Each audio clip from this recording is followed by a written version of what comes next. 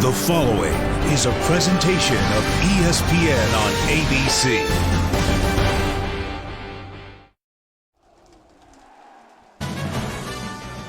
ABC College Football is presented by Walmart. Welcome to rainy and windy Raleigh. The weather getting worse by the minute here at Finley Stadium as Notre Dame looks to get back to 500 and avoid its worst start in a decade, taking on a North Carolina State team hoping to be a contender in the ACC. Now, we're only about 100 miles from the fringe of Hurricane Matthew, so it's been pouring steadily since the early morning hours. And the wind is picking up and could reach 45 miles an hour here today. And hi, everybody. Dave Pasch alongside Greg McElroy. Tom Luganbill will join us in a minute. You know, Greg, these two quarterbacks in this game are really good. DeShone Kizer could be the top quarterback taken in the NFL draft. Ryan Finley for NC State has not thrown an interception this year. But this is a different challenge, to say the least, for these two guys. It's going to be wild. The good news is both teams have to deal with it. The weather is incredibly difficult. The balls are wet. Even things that you take for granted, like getting a snap from the center, you have to focus on it. You see DeShone Kizer right there struggling a little bit. And then Finley on the other end, he secures the snap, but pauses a half second to make sure he had good grip on the football. Throwing it, catching it, getting it from center, getting it in shotgun becomes so tough in elements like this, Tom. Well, it certainly does, Greg, and it's not just the moisture, it's the wind too, and how it affects the kicking game. There are so many mechanics that go into it. Consider you got the short snap on a PAT field goal. That holder's got to secure the ball, get it down. The kicker's got to approach it, maintain his footing. The putter's got to take the long snap and be able to secure it and get the ball off. And even fielding a kickoff, you got to deal with wind and you've got to deal with moisture. But so what we're going to see is we're going to see the ball on the ground, aren't we? So there is, believe it or not, a right way and a wrong way of recovering a fumble. You don't want to pounce on it. You want to secure it with a fetal position where you get down here like this and we secure the football so that the ball doesn't pop out on you and see it squirt all across the field. We'll take a look at that today. Anything for an Emmy. Notre Dame hoping to receive a fumble, one of two teams that hasn't this year. Good seats available. Only the brave venture out as we return after this message and a word from our ABC stations.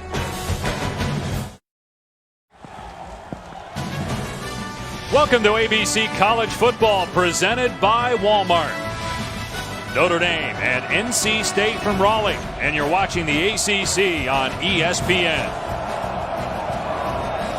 As we mentioned earlier, winds could gust up to 45 miles an hour. Heavy rain expected all through the day and the night here in Raleigh.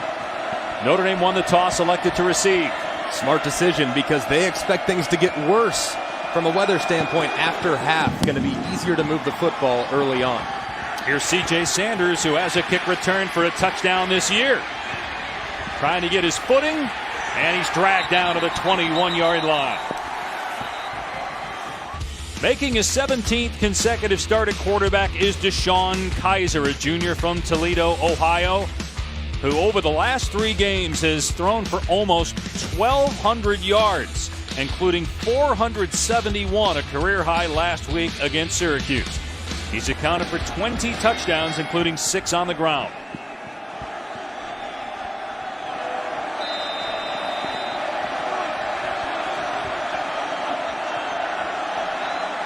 So 1st and 10 for the Irish on the 20-yard line. Kizer changing things up here on the first play. And a blitz by NC State to start the game. Kizer's pass is on the money to the 25-yard line to Sanders. A 5-yard pickup. And a good throw by DeShone Kizer.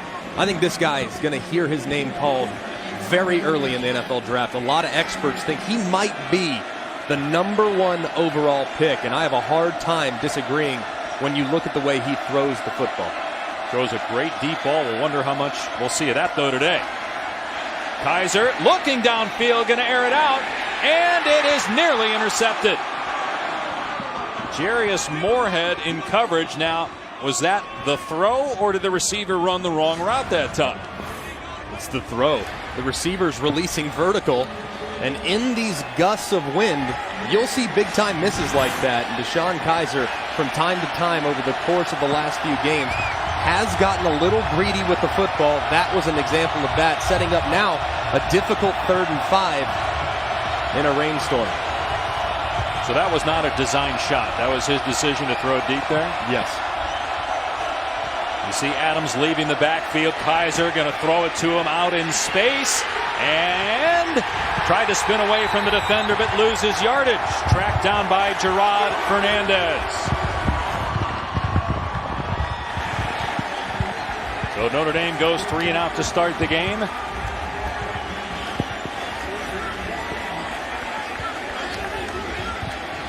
Good job by this NC State defense. Defense players love this weather. It's old school football, man. They got to be flying around and wrapping up. Not what you want if you're a Notre Dame fan early. Oh, the snap was not great, but Newsome able to get it and get rid of it, and it's a decent punt.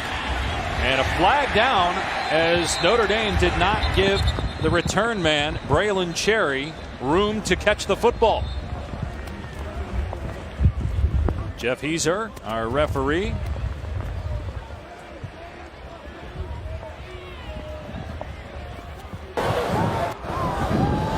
Personal foul, kick catch interference, kicking team number 8, 15-yard penalty, 1st down. So that'll put the ball near midfield for North Carolina State on its first possession.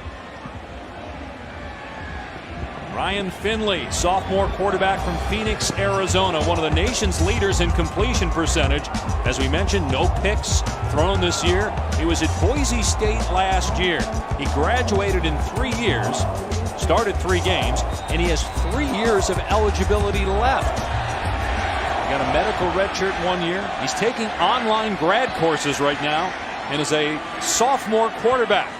And here's a flea flicker, and it's through the hands of Finley. And then he throws it away. Wow, they start with trickery in these conditions.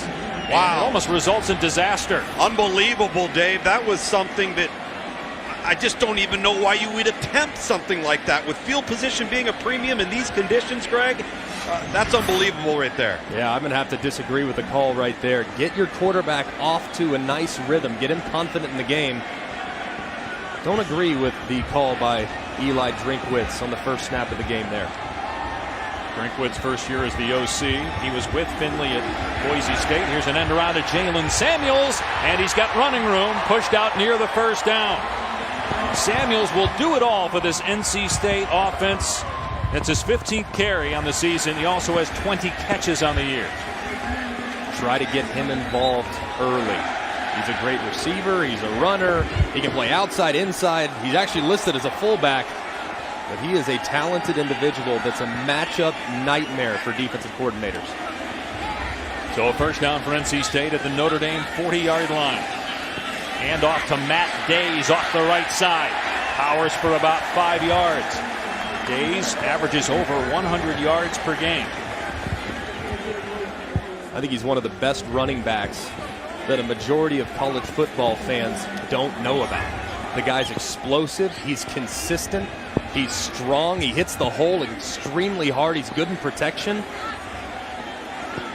He's very underappreciated nationally.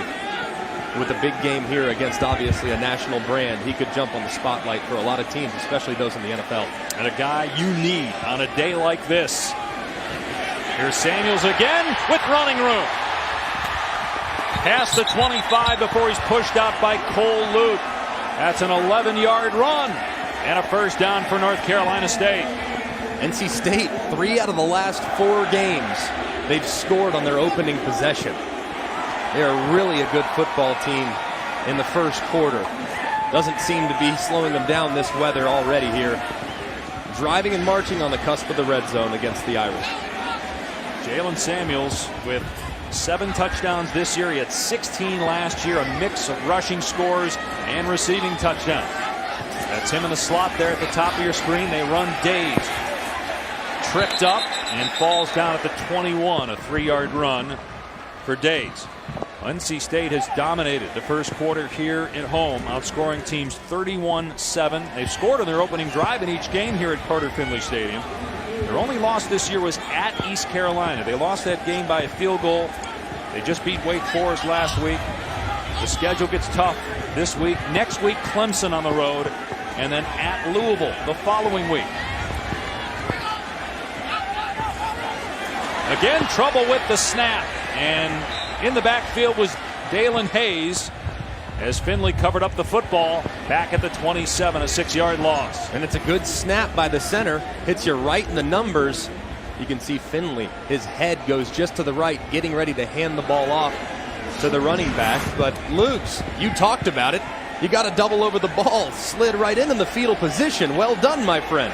Exactly right. You don't want that ball squirting out on you. Hey, fellas, this is a driving northeast rain right now going in the direction of NC State's offense. Here's 3rd and 13. They fake the jet sweep. Finley rolling out, and the pass is caught. Braylon Cherry with a first down grab. Boy, that was a money throw on 3rd and long into this rain. Bobbled the snap a little there, too. Doesn't throw the prettiest ball, and a little bit too far inside. But a good job by Braylon Cherry securing it with his body, knowing the yard to gain to get the first down, and they pick up a huge first on 3rd and plus. Well, what should we expect? I mean, we're not going to see a lot of spirals today. No, don't be ashamed if you throw a duck in this weather. First down at the 13-yard line. Out of the pistol and a handoff. Inside the 15 is Days and pushed back. Jerry Tillery in there along with Tavon Coney. This Notre Dame defense has really struggled this year, in the hundreds in most categories. Maybe the weather will help. You said the defense has the advantage in this situation. They don't have a fumble recovery this year, only 4 takeaways, only 3 sacks on the year, and 2 of those came last week. They've allowed 30 or more points 4 times.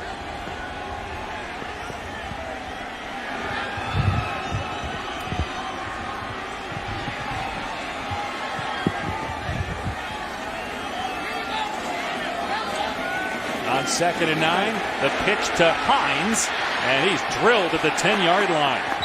Cleaned up at the 9. Coney with the initial hit, a pickup of 3, and it will be 3rd down. And this is a big down for this Notre Dame defense. Look, last week in the first quarter, they gave up 200-plus yards to Syracuse.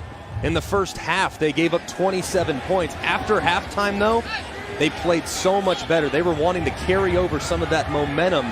So getting off the field right here and forcing a field goal opportunity for NC State is going to be big for this team's confidence defensively. Yeah, more on that situation with the defensive coaches a little bit later for Notre Dame. 3rd down and 6. The rollout for Finley. Looking back. End zone open man. Touchdown. It's Cole Cook with a touchdown grab. Penalty marker is down on the play. Ineligible receiver downfield. Number 48 of the offense. 5-yard penalty.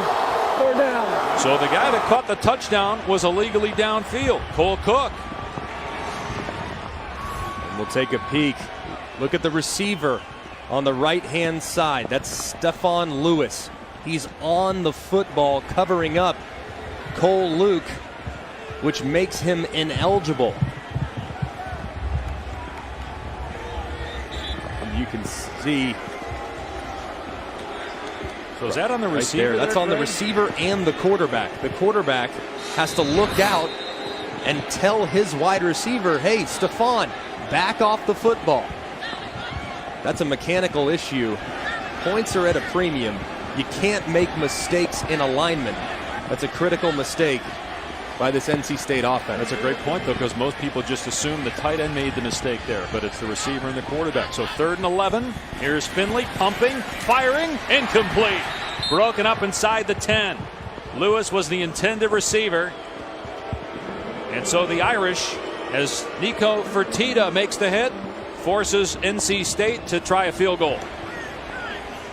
Pay close attention, guys, to the mechanics of this snap here. Short snapper to holder to kicker. It is a muddy track right now. Kyle Bombard is 3 of 3 this year, but last year he was 7 of 14. So he's had his struggles. Anybody would struggle in this stuff. 31-yard trot. And it's wide to the right. The snap and the hold looked good, but the kick wasn't. And so NC State has a touchdown wiped out because of an offensive penalty, then a missed 31-yard field goal. Empty possession for NC State, what it comes down to.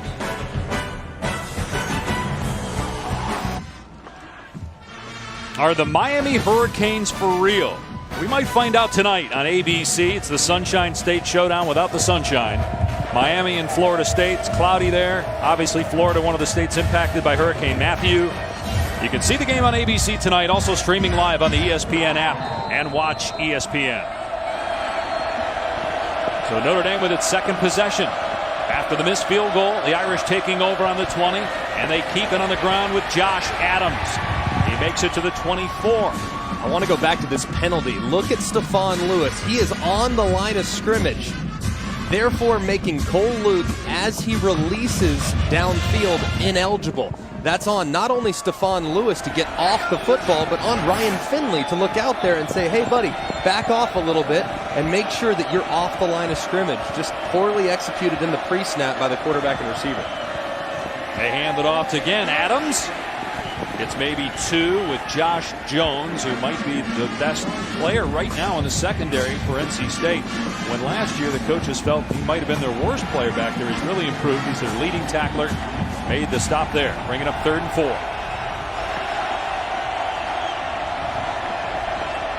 I think you'd probably keep it on the ground right here if you're Notre Dame. Maybe a run to the right-hand side because of the numbers. If they do throw it, Kaiser is 2 of 3 passing so far. The one incompletion was on a deep ball.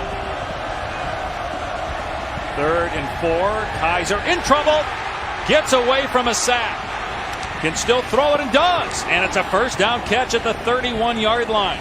Boy, what a smart play by Kaiser. Hanging in there, finding Durham Smythe to move the sticks. Outstanding job because they dropped everybody here. You see they rushed forward. Deshaun Kaiser very patient in the pocket, strong in the pocket too, shedding the would-be sack and then keeping his eyes downfield, finding an open receiver for a first down. Well done by the outstanding quarterback. Man, look at that. It is getting worse. When we got here this morning, it was raining hard, but it has really picked up here. And you see the footing. Adams trying to cut upfield. He steps out of bounds after a short gain, 3 or 4 yards for Josh Adams. Last year set the freshman record at Notre Dame in rushing. Off to a good start this year as well. Averaging 5 yards a carry. He's a good back. Folston, Williams, who we'll talk about. I really like the talented sophomore. We got a bunch of good players on this Notre Dame offense. Yeah, offense has not been the problem. They're scoring and they're getting a lot of chunk plays as well through the air. Here's Adams run out of bounds by Josh Jones. In terms of yards per play, they're in the top 15. Total offense top 25. Scoring, they're in the top 30.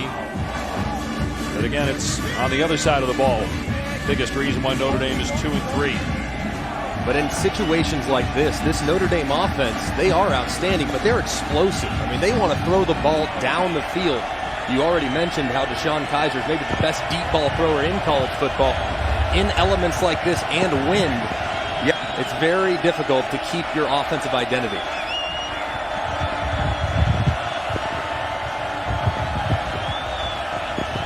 And here is Dexter Williams. No way. No chance. NC State was all over that. Hernandez in right along with Contavious Street. So it's 4th down and Notre Dame making a decision on whether to go for it. And too early in the game, they're going to punt it.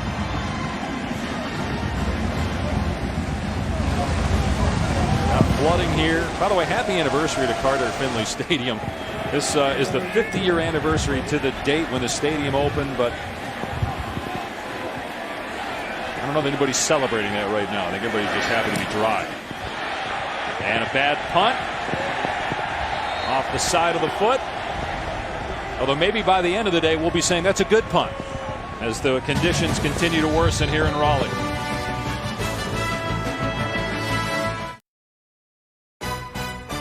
College football presented by Walmart. Save money, live better. Welcome back to ABC College Football presented by Walmart. We're being told that if we lose power up here, these guys will call the rest of the game from the field. Tell you what, I need to grow my hair out like that. It's a good look. No. You don't like it? No. I think you should do it, Dave. I can't. You both have no chance. Luke is our only chance, Luke. Start growing, my man. I'll do what I can for the team, boys. Yeah, we've already seen that today with you diving on the ground in the puddle to recover the fumble. Hey, there's a right way and a wrong way to do it. I tell you though, these fans deserve a lot of credit coming out today. A lot of people wondering, should this game have even been played, given that there were some other games moved to Sunday. Obviously, the Florida LSU game was postponed. We're about an hour and a half from the fringe of Hurricane Matthew. Normally, each team gets 12 footballs in an ACC game. They have allowed each team today to use 36 different balls so they can keep the football as dry as possible. And now we have a headset issue on one of the sidelines, which means both sidelines have to get rid of the headset so they have an equal playing field.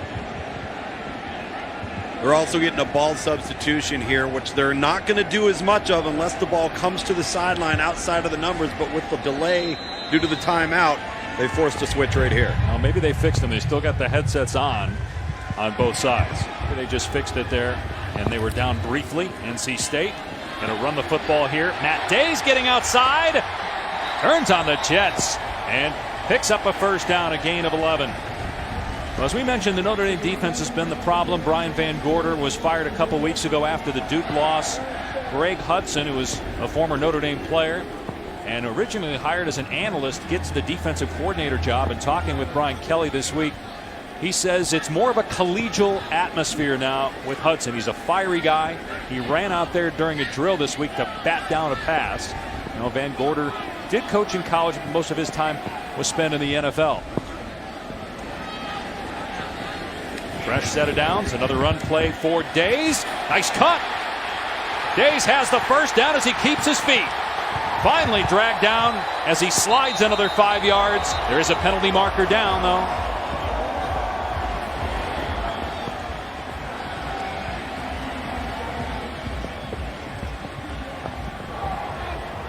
Holding. Defense, number 75. 10-yard penalty. First down. Rare defensive holding call. But a great run by Matt Days. Breaking a tackle on Drew Tranquil. Breaking another tackle. That's the problem with this Notre Dame defense. They haven't been sound in tackling. They haven't been able to line up correctly, especially against tempo offenses. And they haven't played confidently within the system.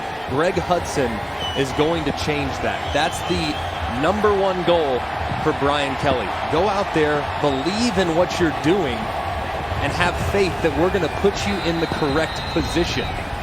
Right there, though, that's just a lack of fundamentals in the secondary when it comes to tackle. Yeah, it was a 23-yard gain, so they actually declined that holding call. NC State was just down here, had a touchdown called back because of an offensive penalty, and then missed a field goal. They're in the red zone again.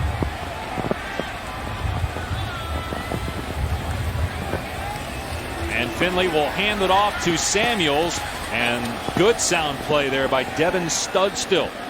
Hey, Greg, one thing to notice here, you can take a look here with Samuels. You can see it with Matthew Days.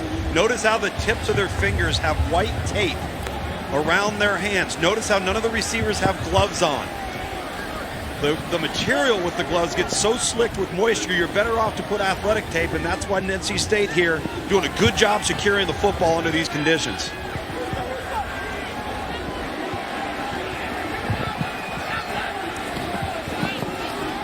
Days in trouble in the backfield and dragged down for a loss. James Onwalu. 6 tackles for a loss on the year now for the senior from St. Paul, Minnesota. Onwalu cashed in, but it's big Isaac Rochelle that forced Days to run to the outside. Rochelle's been the most consistent player up front. He's played a lot of football. He's a big body. He'll play on Sundays, no doubt about it. The Notre Dame defense needs more plays like this, especially in driving rainstorm, forcing negative plays and difficult situations for the offense. That puts NC State in 3rd and 16 and probably out of field goal range. So Finley's just going to try to get some yardage here. And he does. He picks up a handful to the 20. So that'll make it a little bit easier on the kicking team. It's 4th down and 11. The kickers haven't gone out there yet. And NC State may go for it here. I think, Greg, you give it one more shot to kick. You're not going to pick up 4th and 11. Give it one more shot to kick the ball. And then if it doesn't work, you know you need to go away from that the rest of the game. But they decide to go for it on 4th and 11. And a timeout called by Notre Dame. Notre Dame. You agree with that? I think I'm with you. I think kick it. Points are so difficult to come by in this situation. We'll see whether or not NC State decides to kick it. The long snapper and holder are going to get mentioned more today than in any other game you'll watch this year. Tyler Griffiths, A.J. Cole. The kicker is Kyle Bambard. They missed a 31-yard attempt earlier. Now on 4th and 11, they decide to kick again, a 38-yard try. A liner that gets over the crossbar and puts the Wolfpack on the board. It's like he made a game-winning kick the way they're celebrating. It's a great kick. I don't know what to tell you. When we read about it in the almanac, it'll be a beauty, end over end, right down the pipe.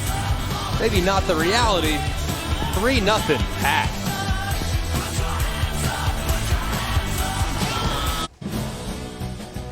You're watching the ACC on ESPN. A driving rainstorm here in Raleigh. Notre Dame and NC State. It's 3-0 after the Wolfpack just kicked a 38-yard field goal. They've been in the red zone twice. Notre Dame, meanwhile, has not gotten past midfield. And this probably is the most important person in the entire stadium today. The guy that's keeping the footballs dry. Or the gal. And when NC State was lining up for that last field goal, they were actually out there when the commercial break started. So for 2 minutes, they actually switched the footballs out a couple times because they didn't want them getting wet. It's not even about how slick they are sometimes, too. If the ball absorbs the moisture, it gets heavier. So it's harder to throw. And I mean, you throw the same ball 10 million times as a quarterback or kick it 10 million times as a kicker. When it gets heavier, it can throw off some of the equilibrium. I didn't think I'd say that on the air today. Maples with the kickoff. A liner that hit the hand of an Irish player, but it is a touchback as that ball just died in the end zone before Fink got to it. Let's check in with Cassidy Hubbard in our ABC studios.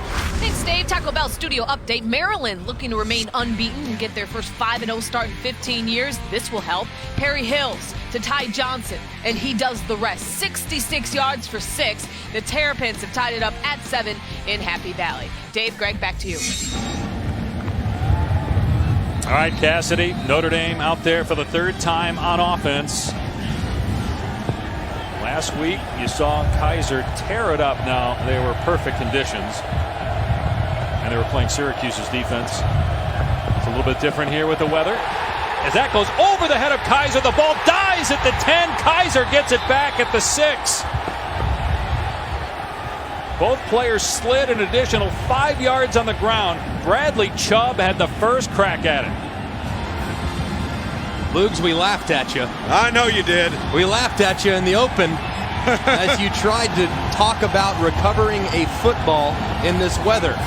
Bradley Chubb dives right on top of it. The slick ball shoots forward. Exactly, right? And Kaiser's able to. You got to get the fetal position, Greg. You have to. That was a loss of 19. How can you see the ball when you dive for it? When you hit the ground, water splashes into your eyes. So 2nd and 29. Straight ahead, Dexter Williams pulled back. Hernandez has been on every stop. He looks like he loves to play in this weather. So a short gain there. It'll bring up 3rd down and long when the second quarter begins. What a field position nightmare, Greg, for Notre Dame right now, because there's no answers. There's nothing scheme can do. There's nothing talent can do right now. This is all about the elements, and the momentum is on the side of the red guys. You're holding up good, though, buddy. Aren't I? 3-0. NC State leads Notre Dame. And we'll return after this message and a word from our ABC stations.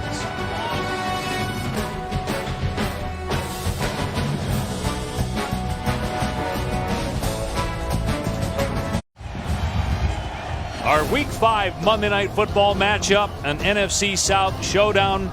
Team that was in the NFC Championship game last year, the Carolina Panthers, but 1-3, taking on Jameis Winston and the Buccaneers. Tampa got off to a good start, but has struggled of late.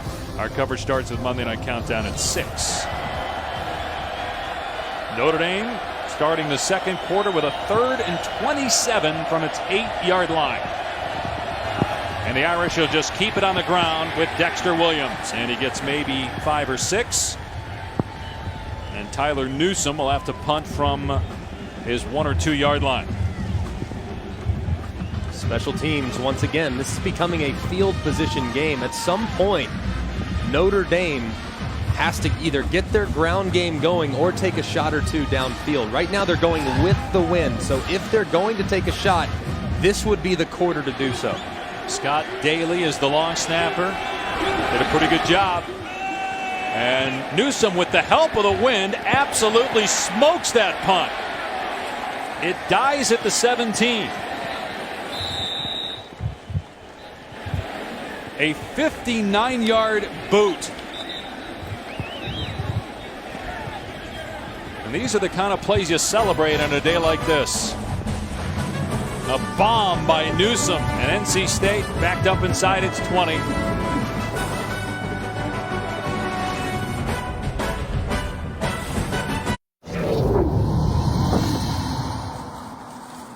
Our mentality is the NASCAR mentality, is it not? We're going to drive fast today, man.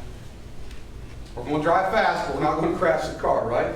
I watched you guys play catch with a muddy, filthy football yesterday. No problems, man. No problems at all. It's all about one thing: focus. AT&T Inside Access with NC State head coach Dave Dorn addressing his team pregame. It's his 4th year here with the Wolfpack. They went to the Belk Bowl last year, won 7 games, 8 games 2 years ago. His team up 3-0 on Notre Dame. Trying to get to 4-1 in the season. Here's Hines, and he stumbles and makes it to the 20, picking up 3 yards. Ryan Finley, the starting quarterback, had an interesting journey. He was at Boise State, graduated in 3 years. The offensive coordinator there, Eli Drinkwitz, he's now the OC here, teaming up with Finley again. They were not a package deal. Drinkwitz was here in December and January. Finley just arrived a few months ago. And Finley's been very impressive. Throwing the ball accurately, making good decisions, and beat out a very talented backup quarterback in Jalen McClendon. Here's Hines again. And he gets another 3 yards, brought down by Tavon Coney. You can take a peek at McClendon there. 6'5", 212 pounds. Has dynamite speed, can really run the football. He does play quite a bit when they get in the red zone. Has had opportunities. But Finley's been their man, and he has led them, obviously, to a 3-1 start. Looking for 4-1 today. And 120 straight attempts without an interception. That's the best at NC State since 1980. That goes off the hands of Finley. He had trouble with the snap, and so Notre Dame's going to get off the field here.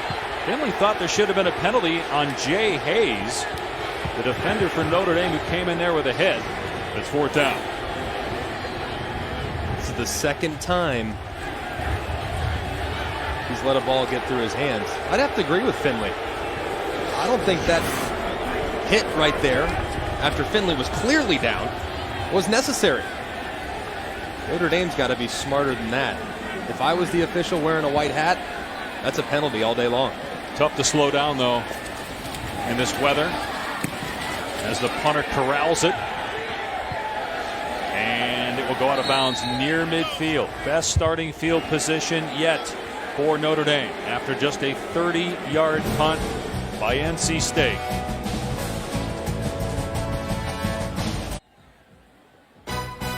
College football presented by Walmart. Brought to you by Pacific Life, helping generations of families achieve long-term financial security for over 145 years. Welcome back to ABC College Football presented by Walmart. NC State in front of Notre Dame 3-0 early second quarter on a day full of rain and wind, and it's getting worse here at Carter Finley Stadium. Notre Dame, after a 59-yard punt by Tyler Newsome and then a bad punt by NC State, has good field position. A strike to Equinemius St. Brown, his 26th catch of the season. Had one catch all of last year. Greg, you could make the argument that aside from NC State's field goal, the most important play of this game was the previous punt by Notre Dame to finally flip field position after the first quarter. They force a 3-and-out on defense. Now look where this offense sits in prime position with the wind at their back. And Tom, this is an important quarter for Notre Dame too. Second quarter, they have the wind at their back now. They got to take advantage, maybe get a little more aggressive offensively. Please reset the game clock to 11 minutes, 57 seconds.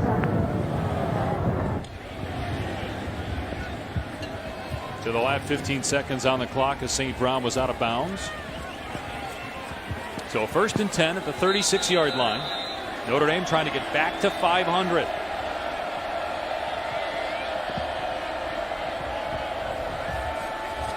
Kaiser shows off that arm strength, firing to Torrey Hunter. It's a gain of 8.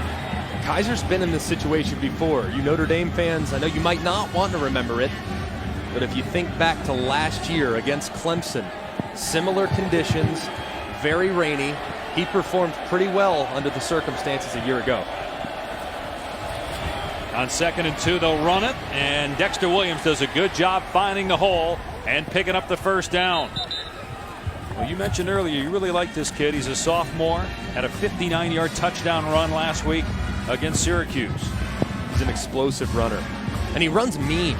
I mean, he is a guy that has a lot of energy.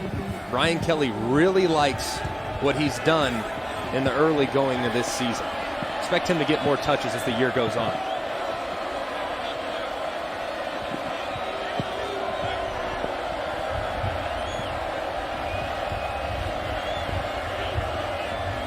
Kaiser to the air, looking deep, steps up, takes off, and is driven to the ground by Kentavious Street.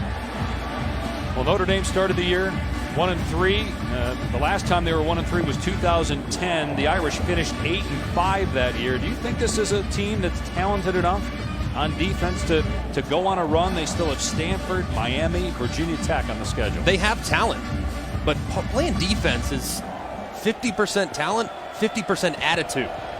With Greg Hudson now calling the plays defensively, maybe they'll get that attitude that they so need. The ball's on the ground there, and it's picked up by a North Carolina State player, and the Wolfpack have it. Jack Tocho has the ball. There was a pile, and then all of a sudden Tocho came out of there with it. Now this is unusual. The center trying to snap the football. It just rolls right out of his hand. And everybody's trying to dive in on it.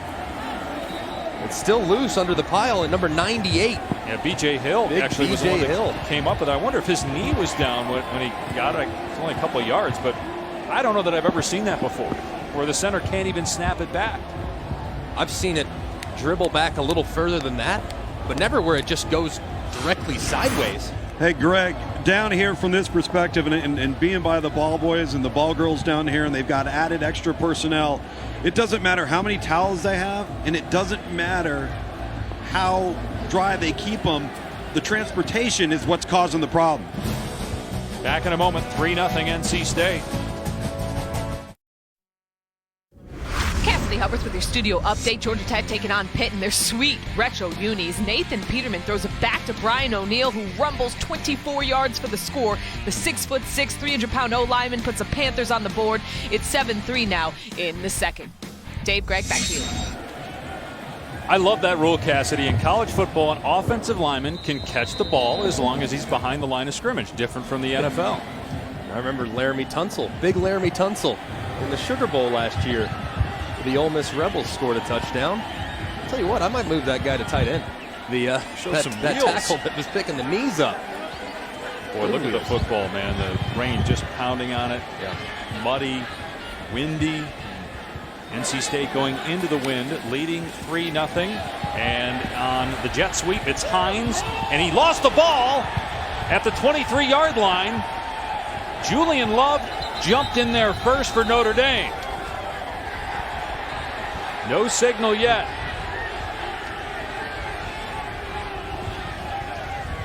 Notre Dame ball. And it's Love who comes up with it. Notre Dame's first fumble recovery of the season couldn't have come at a better time.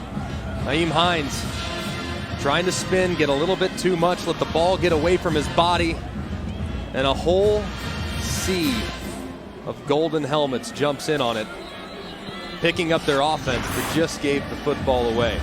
Good job by the Notre Dame defense making the play right there. And the first fumble recovery this season. The Irish in Toledo coming into today were the only teams without a fumble recovery this year in college football.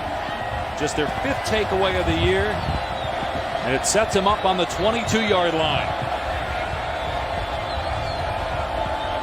How about this? They had an empty backfield. Now they shift Adams back there with Kaiser. Play clock is at 1. I don't know that they reset the play clock, but apparently they did. First down. Apparently they reset it, and no one knew it for Notre Dame offense, and neither did the coaches.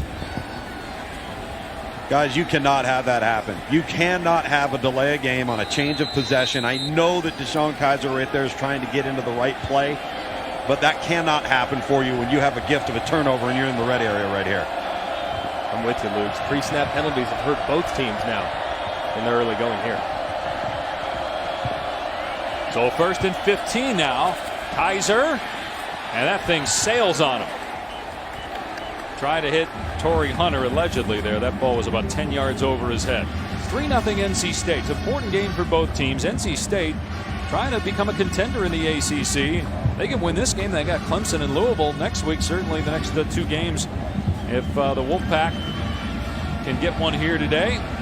We're at Carter Finley Stadium in Raleigh, about 100 miles from the fringes of Hurricane Matthew, and that's why we have the driving rainstorm getting worse as the day goes on. Winds up to 45 miles per hour. A lob into traffic, and it is incomplete. C.J. Sanders, the intended receiver. Normally on those wide receiver screens, you see the quarterback zip it in there. He tried to lob it in traffic.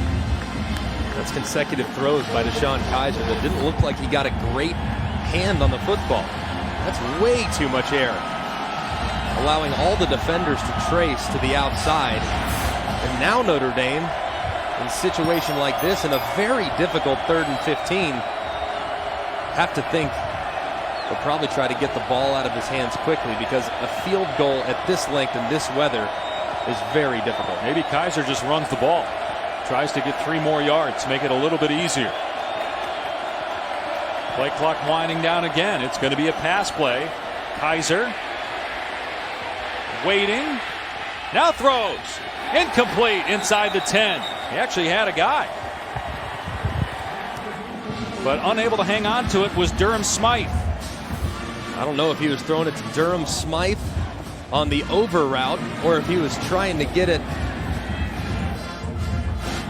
The receiver retracing back, and Notre Dame looks like they're going to keep the offense on the field. Wow. Why would you do this on 4th and 15? Why not in the last play just run the ball? Give your kicking unit a chance. It'd be a 45-yard field goal, but that's too long today. And now movement by Notre Dame. offense, number 68. 5-yard penalty, 4th down. So let me ask you this. Do you punt? Another flag just came in here. Dave, they're going to call a personal foul on number 9, Chubb, the defensive end for NC State, for taunting, pointing out the offensive tackle for Notre Dame, Mike McGlinchey, being the person that false started for Notre Dame. Wow. 2 fouls on the play. False start. Offense. After the play is over, personal foul. Unnecessary roughness, number 9. 15-yard penalty. Automatic 4th down. Yeah, again, the plays don't offset because one was a dead ball foul. The other was after the play was over. So just a incredibly dumb play by Bradley Chubb. Right there, there's 9 on the right-hand side. Obviously a dead ball, and he's pointing right in his face. Now, they called unnecessary roughness. Yeah, it's unsportsmanlike conduct. It looks like unsportsmanlike. I'm with you. It's taunting. That's questionable. I mean, he's pointing the fact that the left tackle jumped off sides. He's not taunting. That's a bad call, in my opinion. That's going to give Notre Dame an automatic 1st down. It will put the ball inside the 20-yard line again.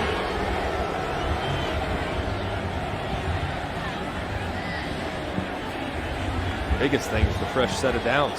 Greg, I think it was because he was demonstrative. That's why the official threw that flag.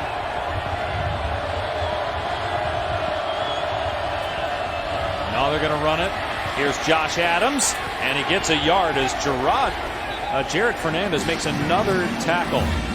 Let's watch again here. McGlinchey going with the false start. Okay, he's pointed, but he continues to point, and then he starts to do it with 2 hands. If we had a little bit longer there to show you. So I understand why the flag was thrown. I know you disagree with it, but I get it from the official's perspective.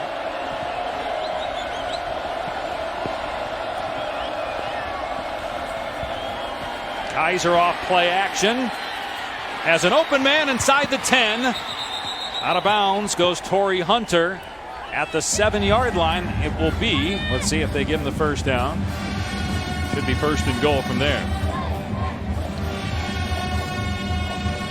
Tell you, Greg, if Deshaun Kaiser can control the ball in this weather, NC State's getting no pressure out of their front 4. He's got all day to throw the football back here in the pocket. The offensive line's been very good in protection so far early on. Another dead ball foul. Movement by Notre Dame. Offense, number 56. 5-yard penalty. 1st down.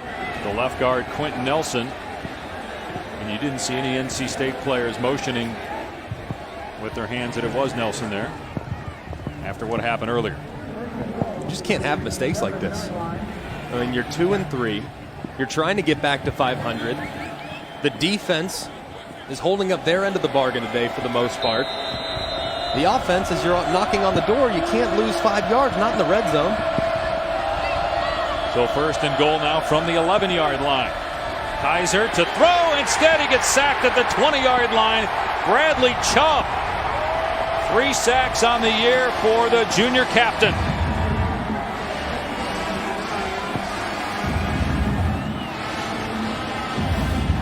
A good pass rush right here.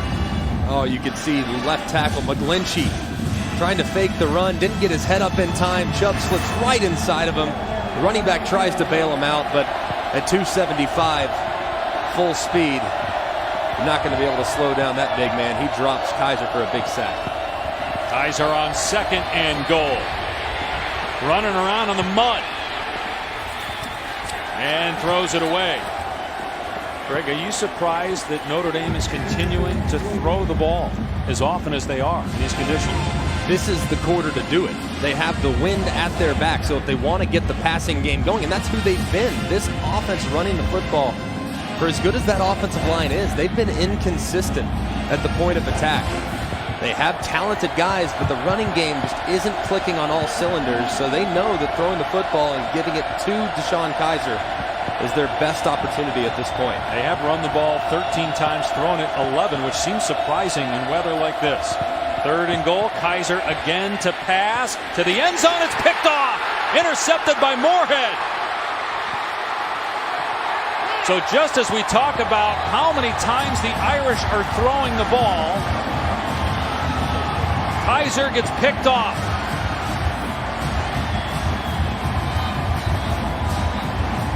It's redshirt freshman Jarius Moorhead with his first pick. A huge stand for this NC State defense. Irish had 1st and goal at the 5, no points. NC State balling.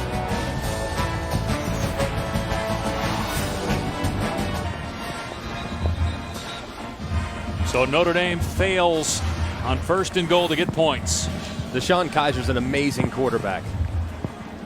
This is just so tough. The pocket collapses just a little bit. He's going to the correct receiver. Great decision. Ball just slips out of his hands.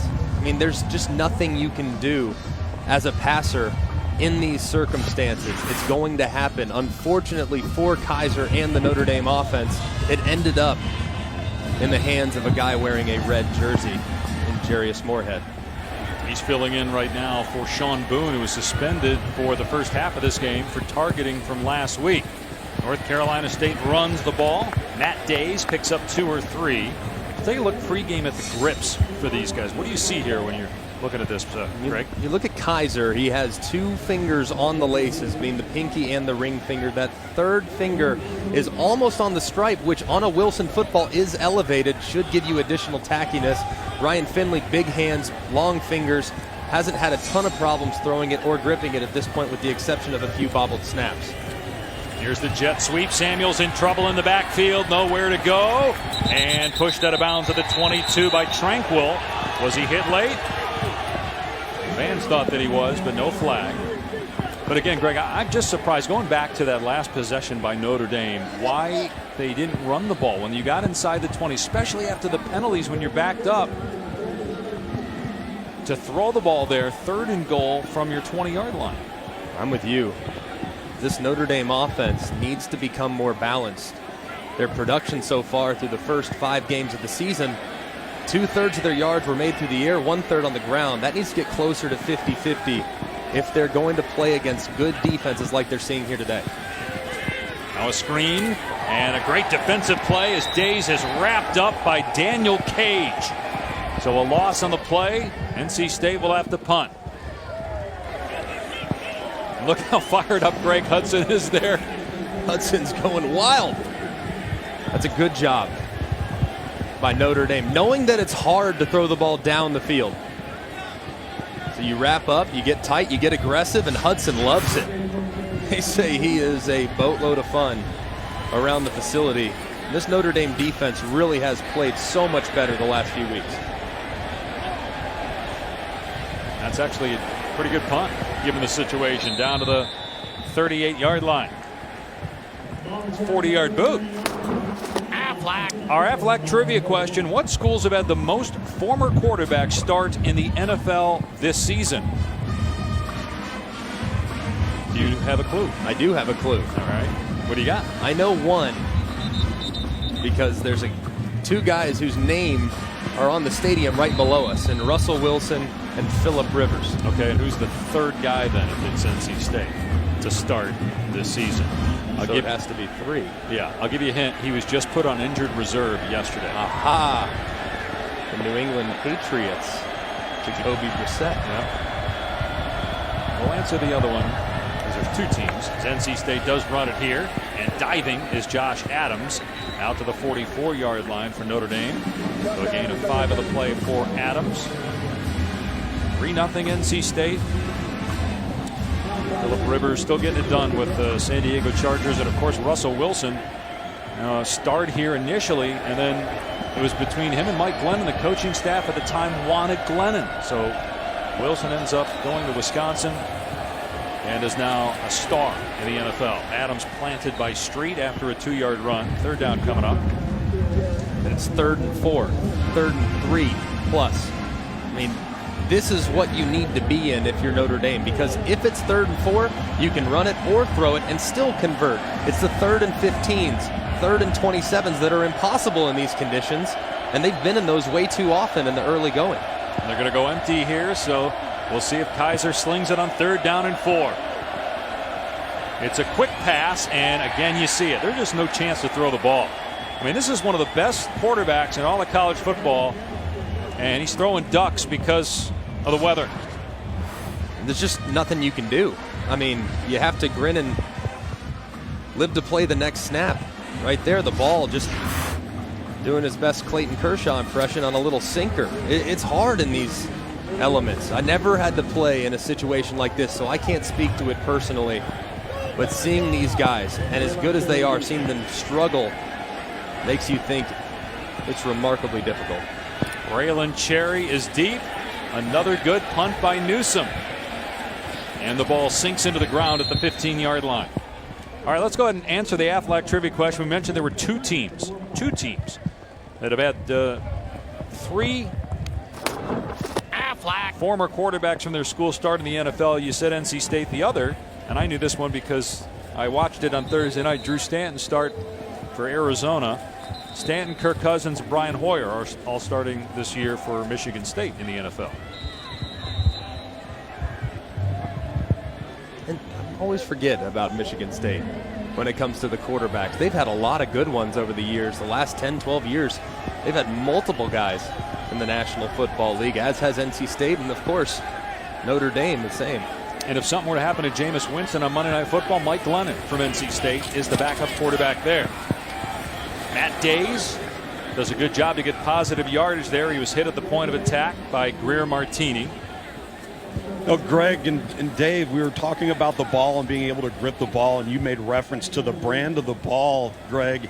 If you have a leather white stripe on the ball that's got a raised stitching, that's going to give you much grip, whether you're a running back or a quarterback, much better grip than the ball that's a painted white stripe that's going to be an awful lot more slick.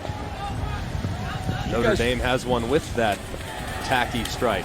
Here's Days through a crease at the 30-yard line. All the way to the 44. Matt Days has 8 career 100-yard games. He might get that today. Picks up 28 on this one. And great job at the point of attack. Big Tony Adams, big Will Richardson, the right guard and right tackle respectively, doing a nice job on the right-hand side, opening up a big hole for Days. And they go back to Days again. He is grabbed by Jerry Tillery after a minimal gain. Now, Days last year had 5 consecutive 100-yard games before suffering an injury in the 8th game of the season. But he's number 4 all-time in total touchdowns at North Carolina State. I mean, I think he might be one of the best backs that a lot of people have never heard of. I mean, talent-wise, burst, outstanding vision, patient, catches the ball well, protects. He's done it all for NC State over the course of his career. Here's Days again on 2nd and 9. And Powers through an arm tackle, muscles his way into Notre Dame territory. Little extracurricular activity in front of the Notre Dame bench, but it does not draw a penalty flag.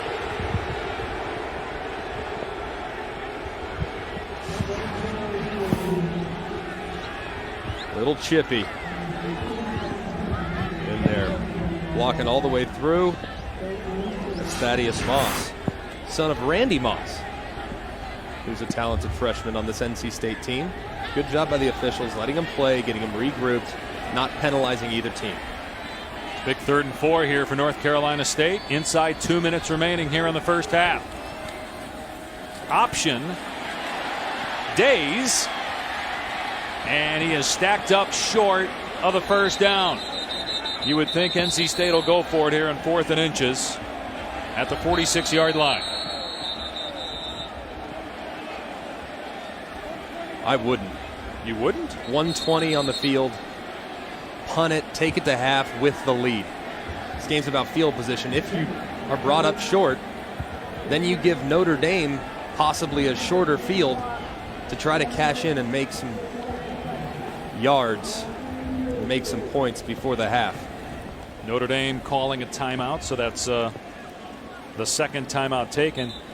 But we've seen Notre Dame, they're trying to throw the ball down the field. So if you're NC State, why not take the chance and get the yard and see if you can drive it down the field and get more points? Because if you get that second field goal, now Notre Dame has to score a touchdown. I don't know if we're going to have any touchdowns in this game. Well, I still think, look, the way things have gone, knowing that you're going into the wind, take it to half. A 3-point lead feels insurmountable at times in conditions like this. So don't give Notre Dame new life by trying to secure momentum going into the half. NC State's dominated for the most part. They've had a couple of turnovers. And Tom, I know they're thinking about it down there, but I think this is a no-brainer. Without question, I would punt the football and try to pin Notre Dame deep in their own zone. There's no question they have to punt, and keep in mind, who gets the ball coming out of half? NC State does.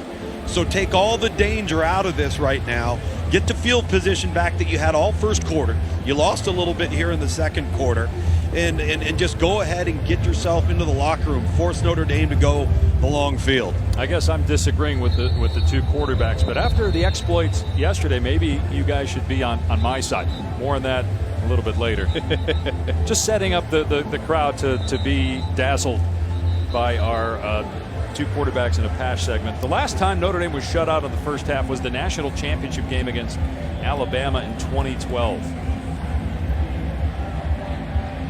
That was against a pretty good team, and obviously you didn't have these conditions. And Kaiser is 6 of 13 passing, 38 yards and an interception. The offense is out there. Yeah, and they're going to go with the direct snap here to Days. I like it on 4th and 1, and he gets it. He's to the 39-yard line. Got to give you credit, Dave. Well done. It was 50-50. Tom and I are thinking, no doubt, punt it. Make it a field possession game. You say, hey, be risky. Keep the drive alive. Have all their timeouts. Days will lose yardage here. Gets leveled at the 41 by Tillery. Hey, Greg, you know what the best part about that play design was? When you think about it, they eliminated part of the mesh point, so they didn't have to deal with the weather, the ball getting to the quarterback, then being handed off to the running back. Just put him in the Wildcat, get the ball right to him. I love that thinking right there in these conditions. Coming up on the college football halftime report with Stan Verrett, Mark May, and Mac Brown. Another top 25 matchup in the rain just down the road at Chapel Hill. It's North Carolina and Virginia Tech. And also Florida State and Miami playing tonight. We saw Miami, Greg, a couple of weeks ago in a game at Appalachian State that many thought was going to be a tough game for the Hurricanes. They absolutely pummeled the Mountaineers in that game. Florida State still looking for its first ACC win. Who do you like in this game? I'm leaning Florida State. I look at this team, and obviously under the circumstances, they've been well below the expectation level that a lot of people had for them. They have so much talent, though. And that Derwin James injury in the secondary, the defense has been nowhere near where they need to be. But I think Jimbo Fisher might have their attention. They had the lead late last week, obviously gave up the 54-yarder to North Carolina to lose the game. So I think they're going to come out hungry. And I still am just not 100% sold on what we've seen from Miami to this point because of the level of competition they've played. 2nd and 11. Finley rolling out, throwing complete. Hitting Jalen Samuels, and he gets out of bounds inside the 35-yard line. Kyle Bambard missed a 31-yarder, made a 38-yarder. And obviously in this weather and into the wind, they got to get a lot closer for him. No rush here if you're NC State. Just thinking, hey, I'm going to play offense. Still got a couple timeouts in my possession. I think they already went for it once on 4th down. If they come up short, got to think they'll probably try it again. Play clock was winding down, timeout.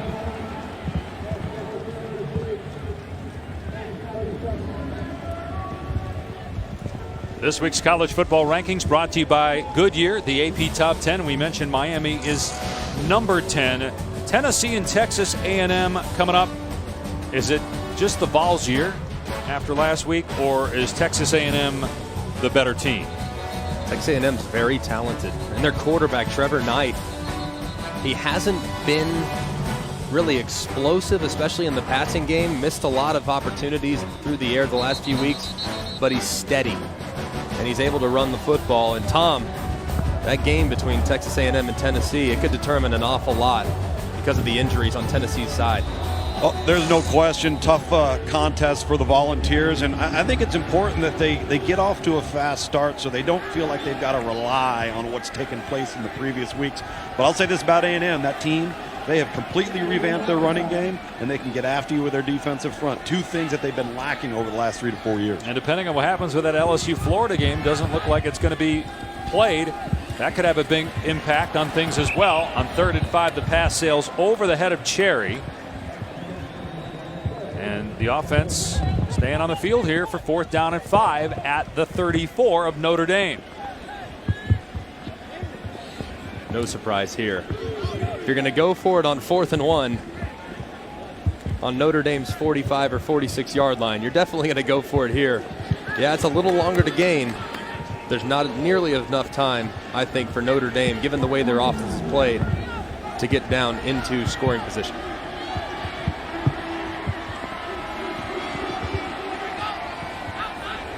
Pressure coming for Notre Dame.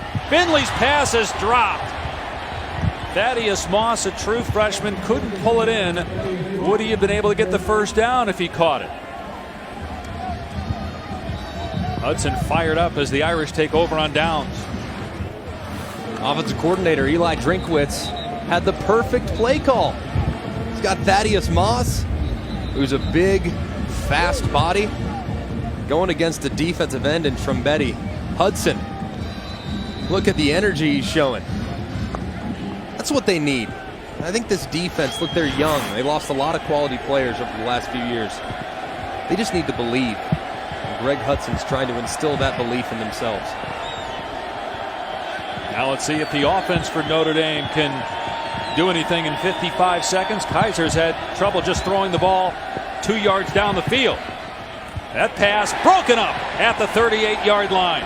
It was intended for Torrey Hunter. Clark steps in front. And it's 2nd down. Just trying to get Deshaun Kaiser into a rhythm. He's had a lot of balls slip through his hands. That one he misses just a little inside. But they're going to need him to pick it up a little bit in the second half, and completing a few passes before halftime can certainly help your confidence.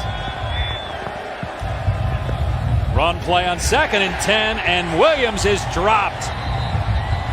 Arius Moore was in the backfield for NC State, and now it's 3rd down and long. And the Irish do have to run one more play here before the half. About an 8-second difference between the play and game clocks.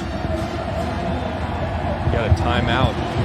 NC State right here. That's smart. Use your last timeout, and if they don't pick it up, you're going to get the ball back. Who knows? Maybe the punter has trouble with the snap, and you get a turnover. They're going to put time back on the clock. Put it at 45 seconds. And think about Notre Dame. They've had trouble just snapping the football. Not once, but twice in this game. One snap went over to Deshaun Kaiser's head to the right-hand side. They had another snap by Mustipher that just slipped right out of his hands. Resulted in a fumble recovery by B.J. Hill. Force Notre Dame to snap the football. Then you have obviously a chance to maybe see them make a mistake.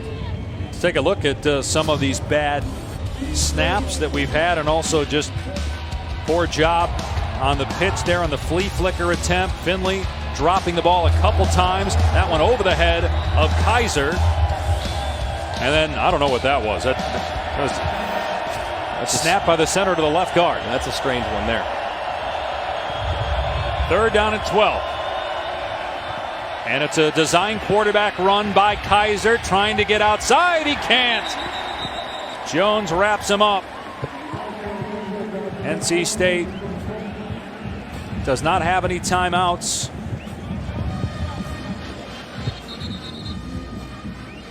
So that'll end the first half. Smart play. Use the timeout. Maybe you get a fumble. Maybe somebody runs out of bounds and they have to kick the ball. But Kaiser stayed in play that time, and that'll end the first half. So who knows, a 38-yard knuckleball that just got over the crossbar could be the difference in our game. Tom Luginbill will talk with Brian Kelly coming up. It's 3-0 North Carolina State over Notre Dame at halftime. And we'll join the college football halftime report after these messages.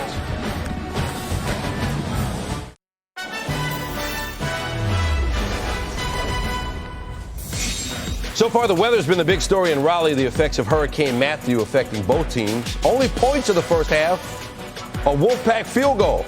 Tom Luginbill with Notre Dame coach Brian Kelly. Well, coach, this thing went just like you thought it would. You got weather, you got kicking game, and you got field position. How do you remedy those things in the second half?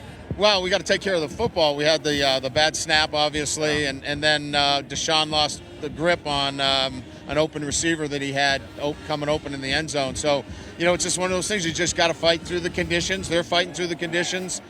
Defense is playing really well, and now our offense has got to, when we get the opportunity to flip the field position like we did, we got to capitalize and get a score on the board. We're having some issues snapping the football. I know there was that false ball coming up from the center to Deshaun Kaiser, and there's some confusion on that ball and whether it was snapped or not. Yeah, I mean, obviously we decided that obviously we had some questions relative to whether it was actually a snap. Okay. He had lost grip of the ball, and obviously he tried to make a snap, and the correct call was made. All right, coach, thank you. Historically black colleges and universities play. It's Tuesday at 10 Eastern on ESPN. Second half coming up here on ABC. Deshaun Kaiser and the Irish trying to get on track in the rain.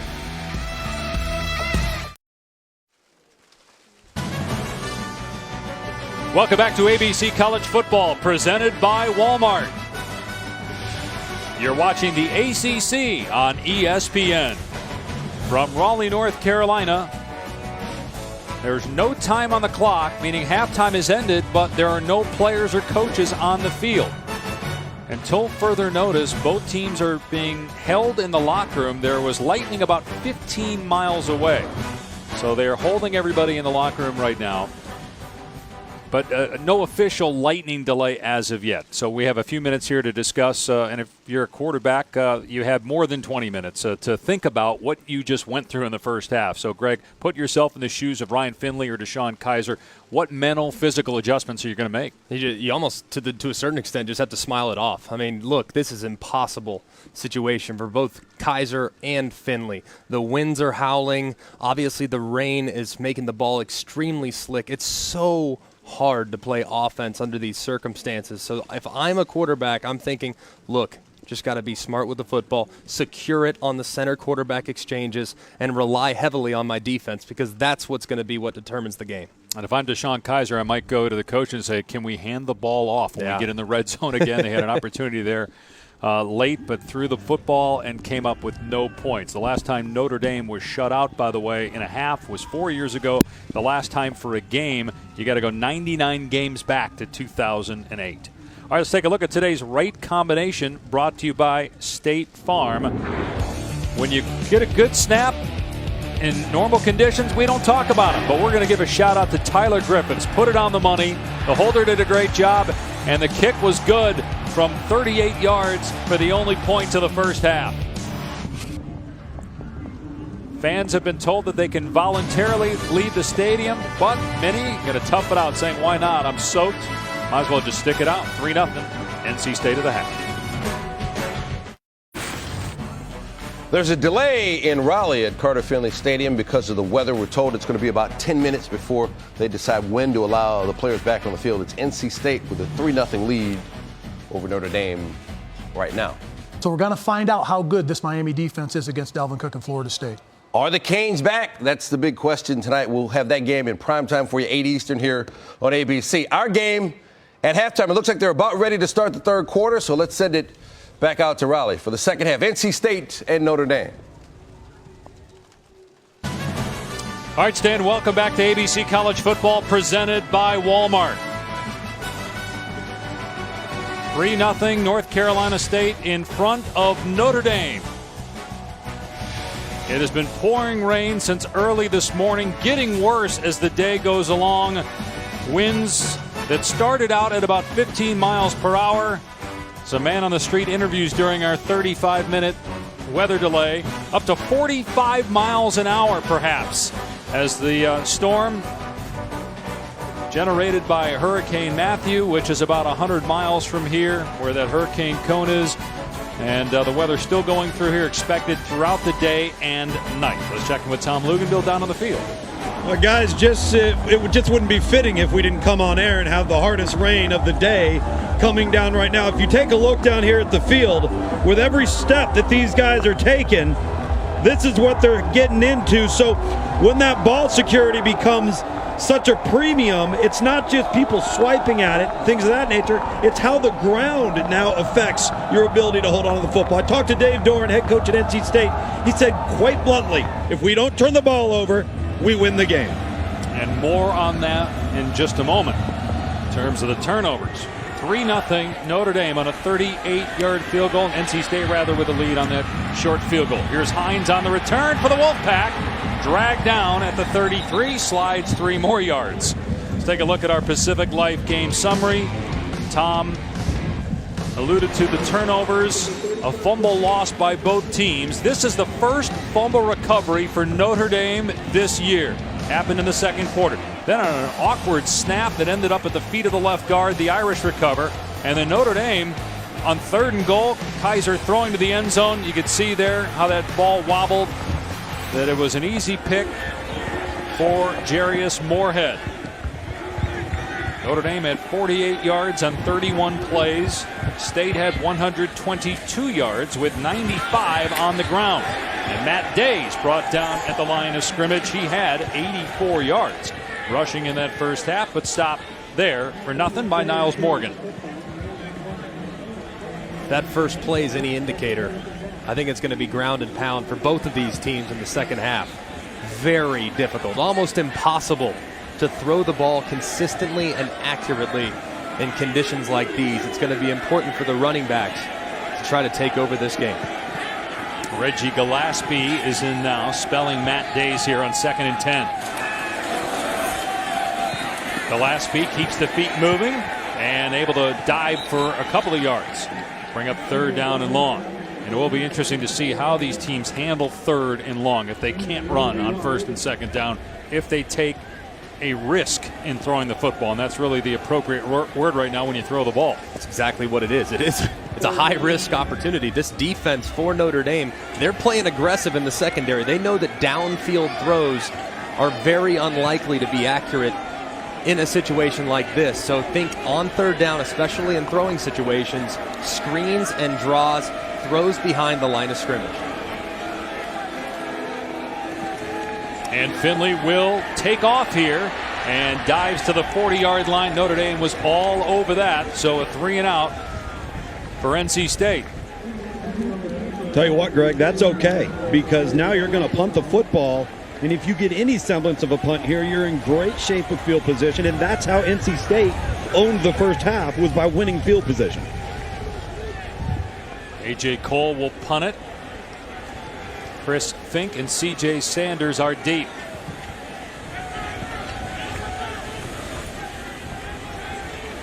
Tyler Griffiths, the long snapper. Ooh, and it was close to the punter's knee being down, and it was. The punter's knee was down, so Notre Dame will take over at the 25-yard line. Again, we told you at the start of the telecast we would mention long snappers more today than in any other game all year. And Griffith's snap was a little bit offline. Cole's knee is down clearly there. It's a great call by the official. The wind pushed it just a little to the right. Punter had to go down. Great field position for the Irish. Celebrating its 12th year sponsoring the Good Hands Field Goal Nets, Allstate makes contributions to participating universities' general scholarship funds for each field goal and extra point kick. To date, Allstate has contributed millions in scholarship funds. And if you have good hands today, that may go a long way to win this game. Or good feet, too. It's slippery.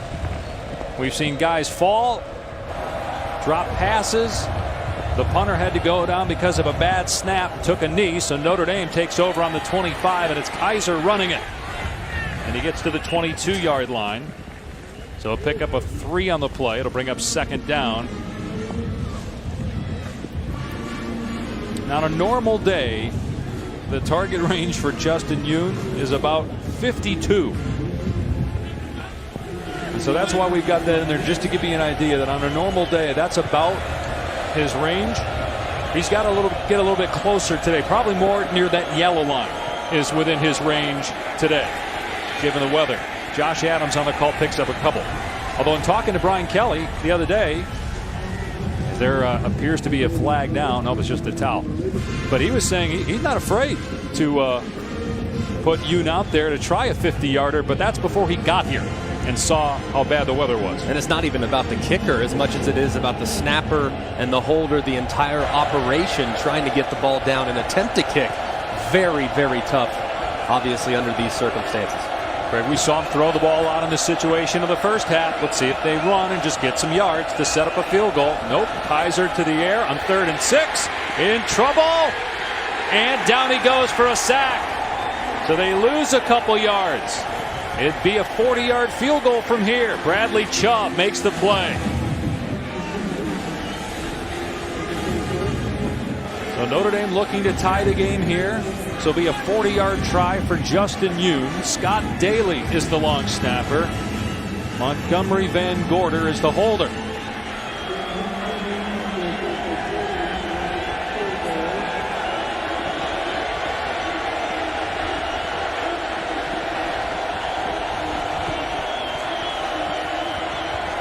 The snap is good. So's the hold. And the kick just creeps over the crossbar to tie the game. Go ahead and celebrate, young man. That's pretty good from 40 yards in this stuff. Pretty good. Season long. In this, that's about as good as it gets for me. What a kick by the field goal kicker, Notre Dame Yoon.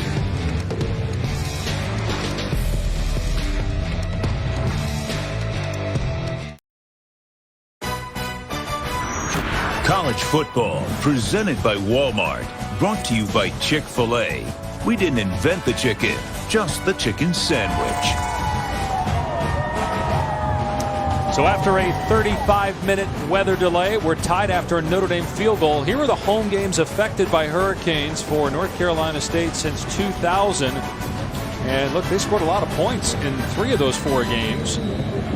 Hurricane Matthew, on the fringe of it anyway, about 100 miles from here. And the rain and wind getting worse. Squib kick, and that ball scooped up on the 15-yard line. Samuels taken down short of the 20. Let's check in with Lou. Guys, as you can see, these weather conditions are as bad as they have been. We have driving gusts of wind coming at you sideways into the eyes of Ryan Finley, the quarterback at NC State, as he's approaching the line of scrimmage. We saw that end play right there, just landing. This is to the point where keeping your footing is as critical as just holding onto the football, trying to execute a game plan. And Greg, Dave, this isn't about talent, this isn't about scheme. This is about who can execute, holding onto the football, run the ball, and get first downs. All about execution and focus in a situation like this. So difficult to be efficient. Finley had a little trouble with that snap and the pass, incomplete, a diving attempt. I'm a little surprised they actually played this game, knowing that it could have been moved. There have been other games that have been moved. You knew what you were getting into early in the week. Are you surprised, Greg? And do you agree with the decision to play the game? Look, I have to agree with it. I'm a player. You know, I was always told, look, you're playing, and I was going to go out there and play. I don't disagree with it. I know the ACC and the decision makers vetted every possible scenario, and they wouldn't put these kids in harm's way. Matt Day's hit at the point of attack and fumble the ball. Notre Dame appears to have it. Onwalu jumps on it, and it's another fumble recovery for the Irish.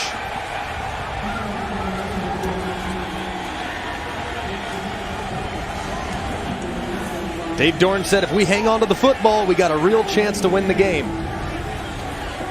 His very talented running back, sure-handed running back, Days right there.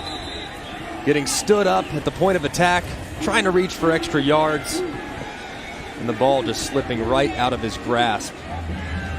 Critical mistake there by this NC State offense, but credit to Notre Dame. They're ripping at that football all the way to the ground, and that's exactly what they should do, because as a ball carrier, it is so tough to hold on to a football that's as wet as these. So Notre Dame came into this game through 5 regular season games with no fumble recoveries. The Irish have 2 in this game now. And they start inside the 25-yard line. Kaiser to throw. Instead, he gets walloped and sacked back at the 25. Kentavious Street, most improved player on this NC State defense, was back there. Justin Jones got some push as well.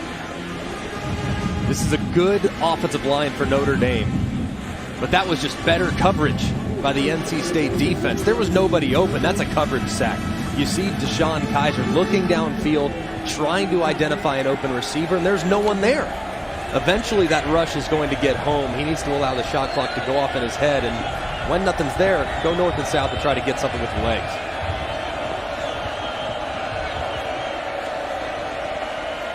Another pass play for Kaiser, and trying to set up the screen. And again, you see every time Kaiser throws the ball, unless he saw nothing there and he was just grounding it, the ball comes out of his hand awkwardly. That right there, he was just grounding it. NC State, another good job dialing up that screen. It's tough, and trying to be accurate with the wind and the gusts that are constantly changing.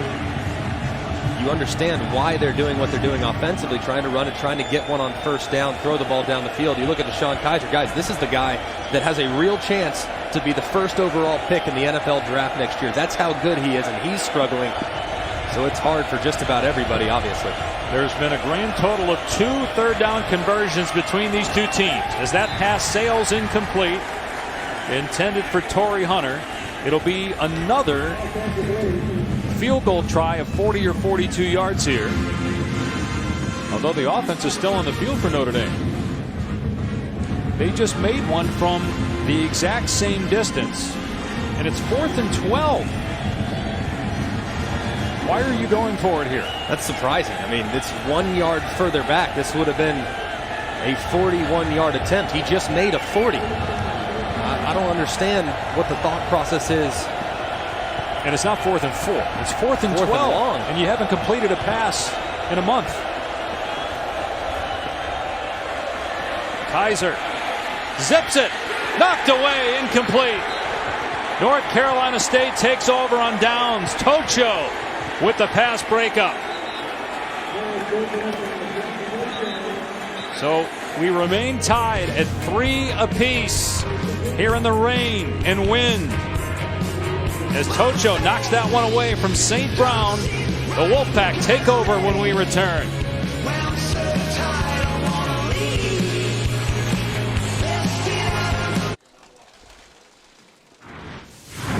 Take a look at today's Good Hands play, brought to you by Allstate. Normally when broadcasters mention long snappers and holders, it's for a bad reason, but not for today. Great job by the NC State group there on the made field goal in the first half, and then Notre Dame here to start the second half. Perfect snap, excellent hold, and Yoon boots it through from 40 yards to tie the game at 3. Brian Kelly, though, electing to go for it on 4th and 12 when it would have been a 41 or 42-yard attempt. They don't get it, and so NC State takes over on its 24-yard line. Matt Days closing in on another 100-yard rushing game. Gets the carry here on first down. Stacked up after a gain of 3 or 4. Unwalu leading the charge. Dalen Hayes in there as well for Notre Dame. You look at this defense, they are not respecting the pass at all. I mean, as soon as the ball snapped, both safeties are running straight into it, and now at quarterback, you have a run threat in Jalen McClendon. McClendon has rushed for 2 touchdowns this year. He takes off on 2nd and 7, has the first down and more. Makes it to the 47 before Tranquil brings him down. That's 20 yards for Jalen McClendon. great decision by Eli Drinkwitz, the offensive coordinator, saying, look, we can't throw it. Not going this direction, not under these circumstances. Let's try to get something out of the quarterback position by doing some quarterback run game type techniques. McClendon again finds a hole into Notre Dame territory. And look at him push the pile. Think about it. They have run the ball 24 times and thrown it 10. Notre Dame, it's almost even. 19 run plays and 17 pass plays. You have a look at Eli Drinkwitz there. Disciple of Gus Malzahn, wears the visor. Said, I'm not going to be fazed by the elements. Made a good decision right there to change up his quarterback rotation. And Finley back in here at quarterback for 2nd down and 4. It's Days, and he's wrapped up after a short game. It's interesting in our conversation with Coach Drinkwitz yesterday, he talks about not only does he study film, he studies press conferences. He reads the clips, he watches coaches' press conferences. In fact, he harkened back to when he was at Auburn in 2010 getting ready to play you guys.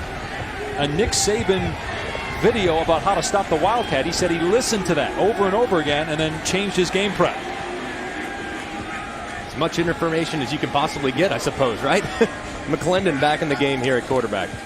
On 3rd down and 3, and he stretches out and will be close to a 1st down at the 43.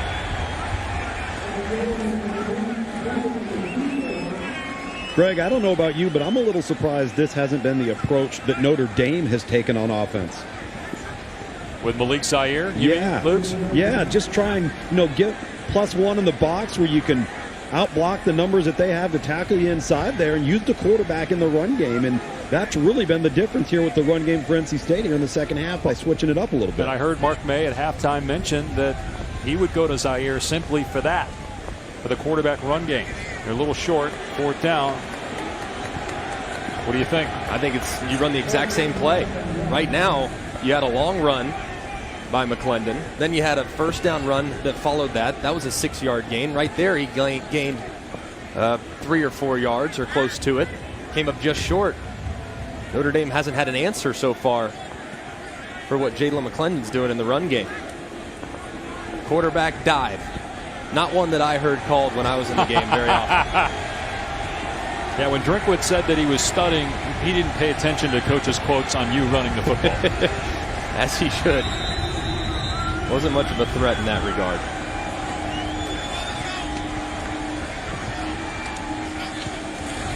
McClendon trying to find a hole and looked like he got it. Forward progress.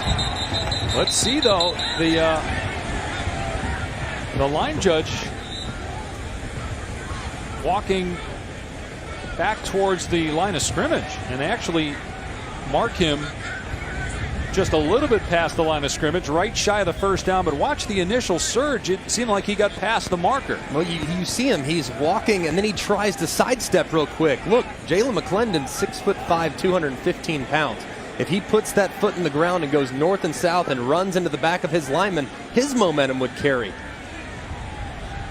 Wow, it's close. He's got to stretch it out, and he did get the 1st down. Just enough to move the chains. Every inch in a game like this is huge. Old school football. It ain't pretty, but it looks good. Finley back in the game now at quarterback for the Pack.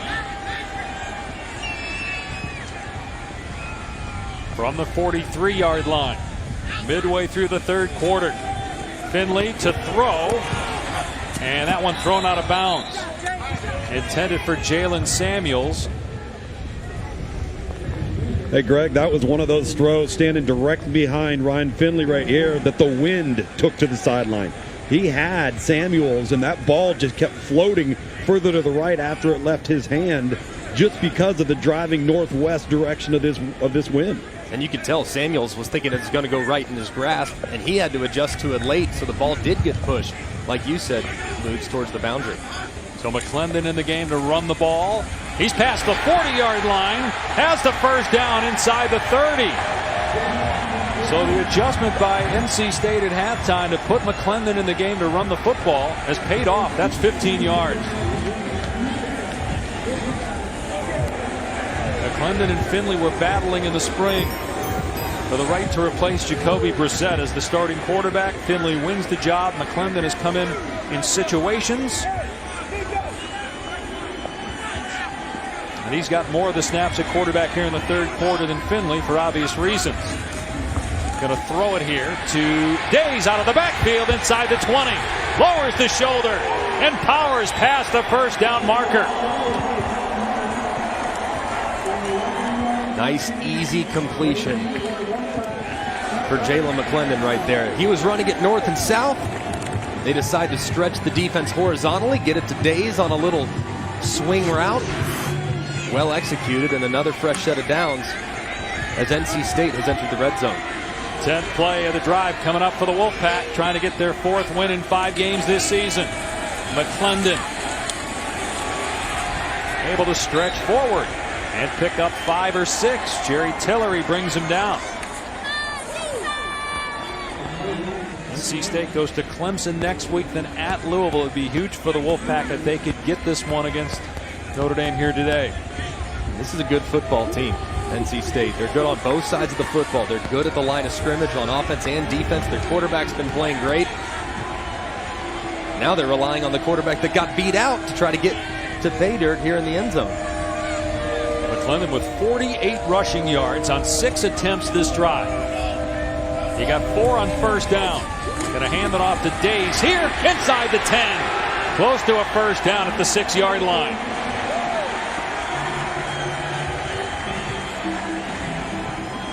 Best drive by either team today, as the other points came in quick change, short yardage situation. I'm a little surprised that we don't see a little tempo from NC State right here. Notre Dame, they've been on the field an awful lot. Long drive, obviously, here. Surprised you're not seeing NC State try to increase that tempo just a little bit, because these Notre Dame players are probably a little worn out as NC State approaches the end zone. They stop play. Ruling on the field is a first down. Play is under further review. So what's happening is, because when the player hits the ground, he's sliding 3 yards, they're having trouble spotting it properly, so they're going to look here to see if he indeed picked up the first down. You mentioned you're surprised they're not going more up tempo. Do you think it's because they want the clock to run, thinking that if they score in this possession, that could be the winning score? Sure, no doubt. I mean, and you also don't want to have any negative plays. It looks like as Days hits the ground, that left knee does in fact touch. Yeah, there. Yep. About a yard short of the line to gain. But every play, you can't waste them in a game like this. Every play has to matter. You can't have negative plays. Sometimes you're willing to take that risk in the tempo offense. You're willing to say, hey, you know what, it might not be perfect, but we'll figure out a way. Call and ball is the technique that people have usually used. In this situation, obviously, in weather like this, every play has to have a purpose. So it's very important for them to make sure they have the perfect play called. Not to mention, too, Dave, Greg, if you're going to go tempo, you're going to speed things up in these types of conditions, you can get sloppy and the ball can go on the ground. So slow it down, focus on the things you can control, and try and make sure that ball security is paramount to anything above scheme and everything else. And we've had a total of 3 lost fumbles in this game. 2 by North Carolina State, 1 by Notre Dame.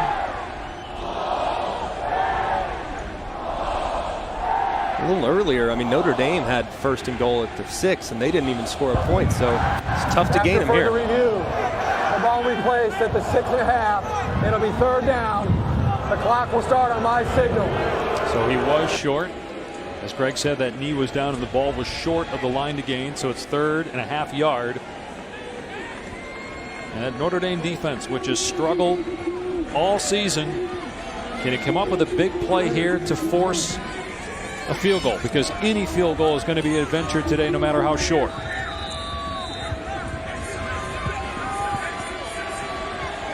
McClendon is in at quarterback with Days in the backfield. And it's McClendon getting the first down. makes it to the 3-yard line. Well, you saw how fired up that left guard Garrett Bradbury was, blowing Notre Dame off the line of scrimmage. Here's the up-tempo now.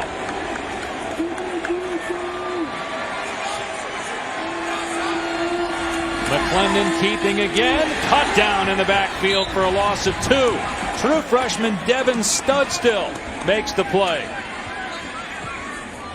Went to the well one more time. Ran the exact same call. Studstill said, "No, sir. You got us once. You're not going to get us again." And Finley now comes into the game in this quarterback roulette as the Wolfpack trying to generate some points. You keep it on the ground here, though, this situation? Absolutely. Matt Days is your best offensive player. Give it to him. Little option here. Finley keeping, diving. And he'll be down at about the 2. That's where he initially made contact with the ground. So 3rd and goal. Closing in on 3 minutes to go here in the 3rd quarter. Play number 15 on this drive coming up.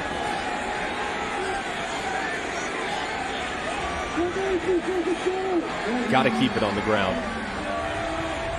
3rd and 2. Matthew Days is not in the game, guys. Yeah, Gillespie just came in, Tom, to replace him at running back. Gillespie's their big body back, so not surprised to see him on the field here, obviously in a goal line situation. And the pitch goes back to the 17-yard line where it's covered up by Finley. Boy, he fired that pitch back there as if he thought Gillespie was going to stand there and wait for it. Wow. Gillespie's thinking handoff. Finley's thinking pitch. Just can't have a mistake like that. Not as you're that close. So now it's a 35-yard field goal try. Bombard missed a 31-yarder, made a 38-yarder. This to give NC State the lead. And the snap is high, and they can't get it down, and Bombard is tackled. Notre Dame takes over on downs. Well, you made the point that Notre Dame earlier in the game got the 1st and goal, didn't get any points. The same thing happens to NC State here because of mental errors. Wow. Now, that was a physical error, but the other stuff was mental errors. High snap. Difficult situation for the holder. Bombard says, I can't do it. He grabs it, tries to do something with it, but it all goes back to the snap operations. You rep it 100 times a day if you're a long snapper and a holder and a field goal kicker. But nothing can prepare you for elements like this. Just an unfortunate circumstance if you're a fan of the NC State Wolfpack. So Notre Dame will take over on downs at the 25-yard line. Deshaun Kaiser so far throwing the football to 6 of 17 for 38 yards and a pick. He'll keep it here and get dropped by Bradley Chubb.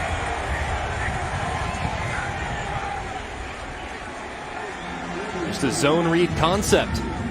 Bradley Chubb did exactly what you're supposed to do. Run right at the mesh between the quarterback and the running back and make it impossible for him to get a read on what the defensive end is doing and makes a tackle for a loss. So Notre Dame in the negative now in total offense yards here in the 3rd quarter. They lose 2 there. 2nd and 12. Kaiser gonna fire it deep. Almost pulled in. Intended for Torrey Hunter. Jack Tocho in coverage. The Irish take a shot. Good defense. Great defense. Tocho knows that he's going to be on an island because those safeties are not as worried about the effectiveness of the deep ball. So really well thrown by Kaiser. Just better coverage and a good defensive play by Tocho, the Pack's best corner. 28th consecutive start for the captain, a graduate student from Charlotte. Now 3rd and 12. Will they let Kaiser sling it down the field again? You would assume so. In trouble, though, in the backfield. Gets rid of it at the last second to avoid the sack. His arm was going forward. It's an incompletion. Arias Moore was there for the Wolfpack. Absolutely nothing Deshaun Kaiser can do. Blitz right up the middle. The left guard, Quentin Nelson's not able to get home. And a good job by Kaiser, just trying to get it out in the vicinity of the receiver Sanders crossing the field. So Tyler Newsome will punt. Scott Daly, the long snapper. A perfect snap that time. And a pretty good punt by Newsome. That's about as good as you could ask for. 45-yard punt. And again, we give love to the long snapper, Scott Daly. Great job.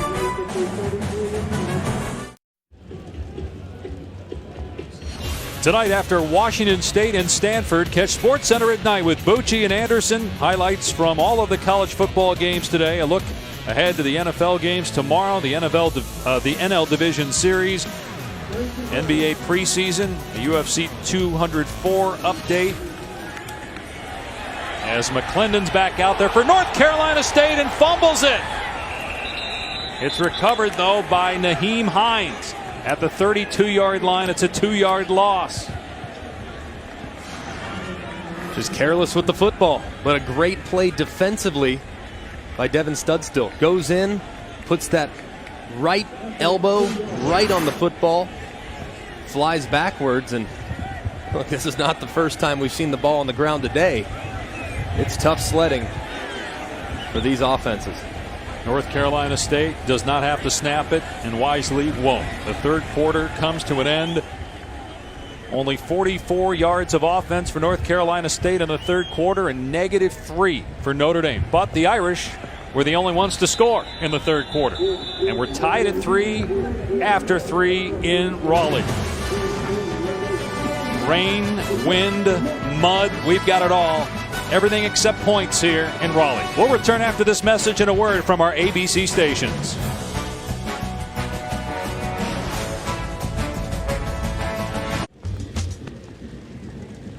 Fourth quarter in Raleigh. Time for our Pacific Life game summary.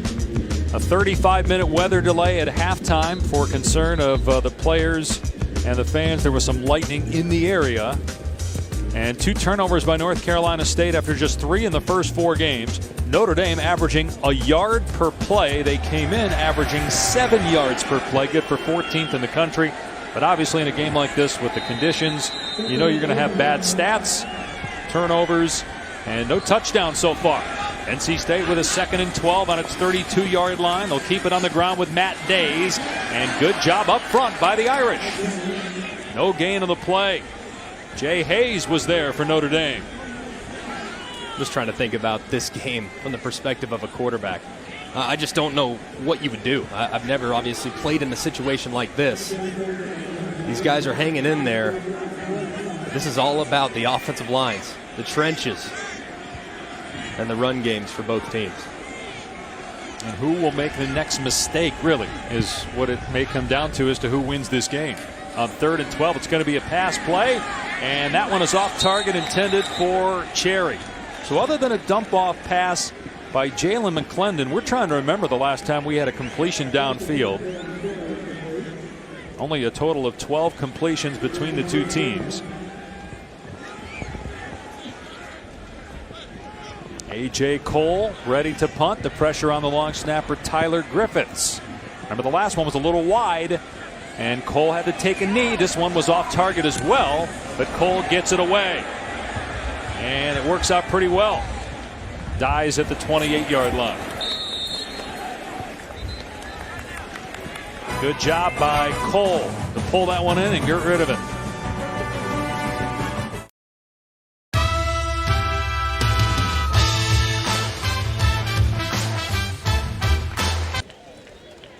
A great rivalry is renewed tonight in Miami. It's the Canes, ranked 10th in the country, taking on Florida State. Seminoles trying to avoid an 0-3 start in conference play. It's at 8 Eastern, 5 Pacific on ABC. In this game, we have 8 punts and 6 points. And Notre Dame running backs have carried the ball only 13 times in this game, despite this weather. First down for the Irish on their 29-yard line. And having trouble with the snap is Kaiser, and he goes down, a loss of 4 on the play. That's the third bad snap that we've seen by Sam Mustipher, the center for Notre Dame. That one's just high and hot. Fortunate that that didn't go right over Deshaun Kaiser's head. I know it's hard in these elements, but you have to do the little things and focus on the things that you might take for granted. A rollout for Kaiser on 2nd and 14, and here comes Chubb. Kaiser gets out of there, but then gets pushed back by B.J. Hill. How come they haven't?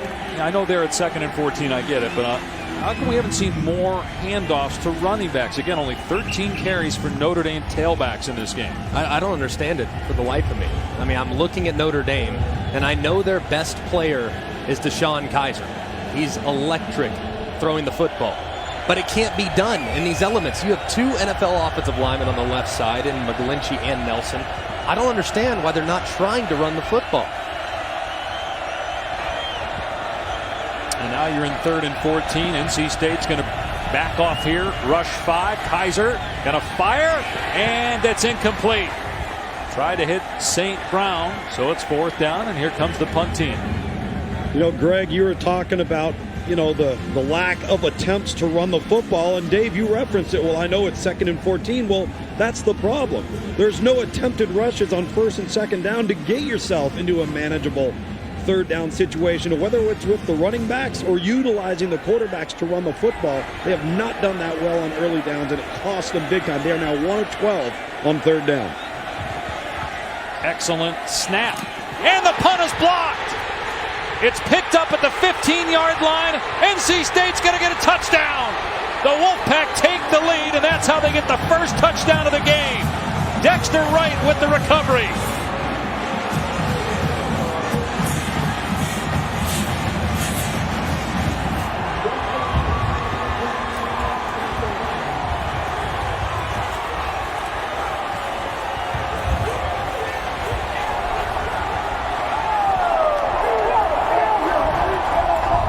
Was not easy for Dexter Wright to be able to pick that ball off the ground, scoop and score. And a big extra point obviously here to try to make it a 7-point game.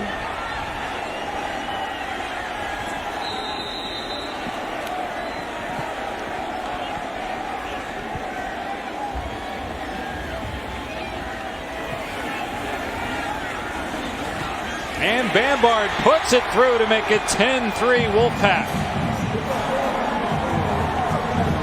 When your offense is struggling, lean on the defense and special teams.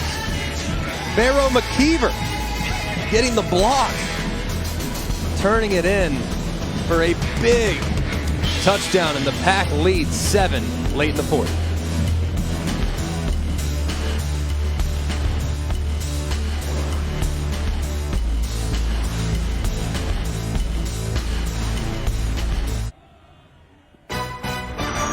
College football presented by Walmart.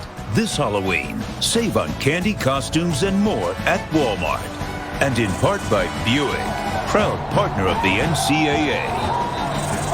Dexter Wright, a sophomore from Wilson, North Carolina, scoops up the block punt by Pharaoh McKeever, takes it in for a touchdown, our first touchdown of the game.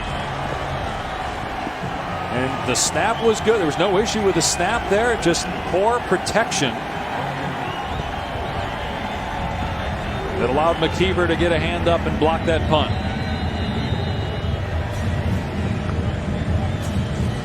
Maples will kick off for NC State.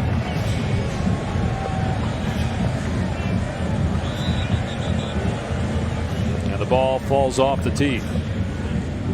You know, guys, I'm really surprised by that. What, the ball falling off the tee? I got to be honest. Surprised you haven't fallen over. I mean, look at that wind. Glad you guys are paying attention to my jokes up there.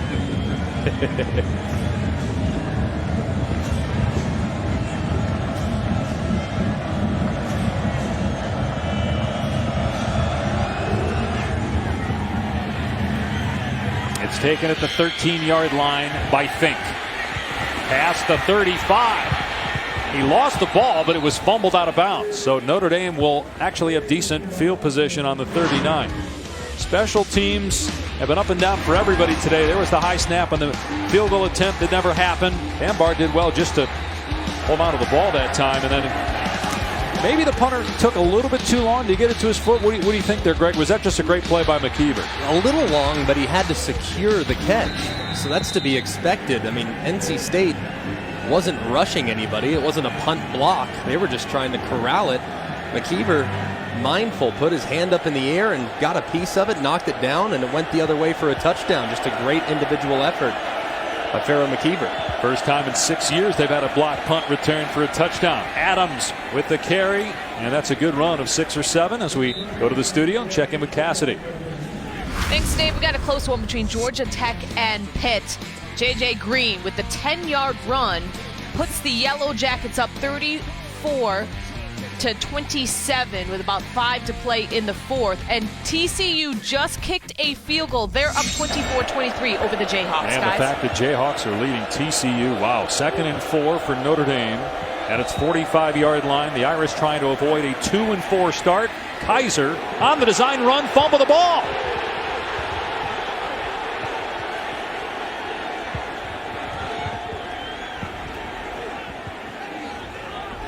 NC State pointing as if they've got it. And they do.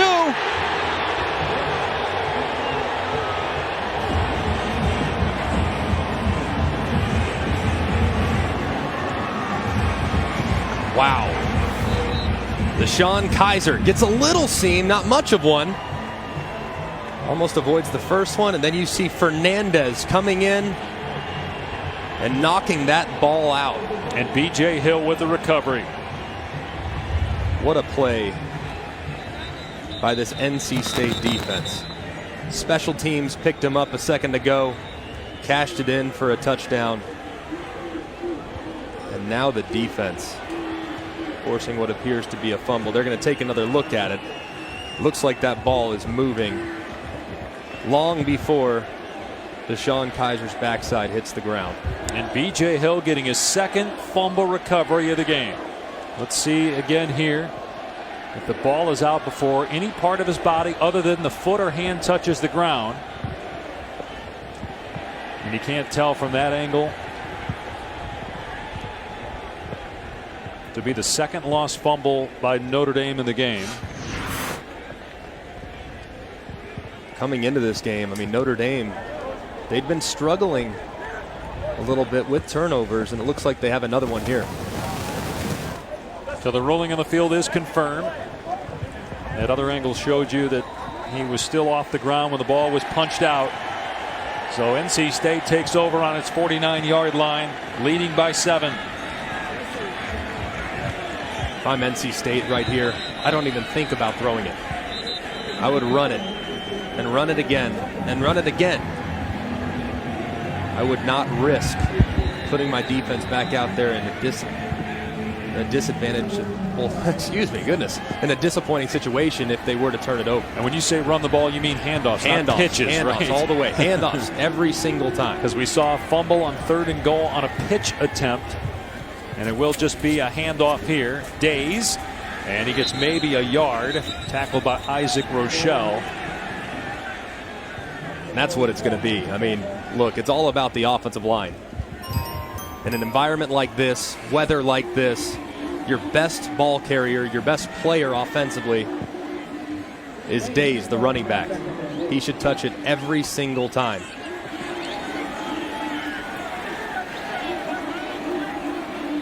Days averages 109 yards on the ground per game.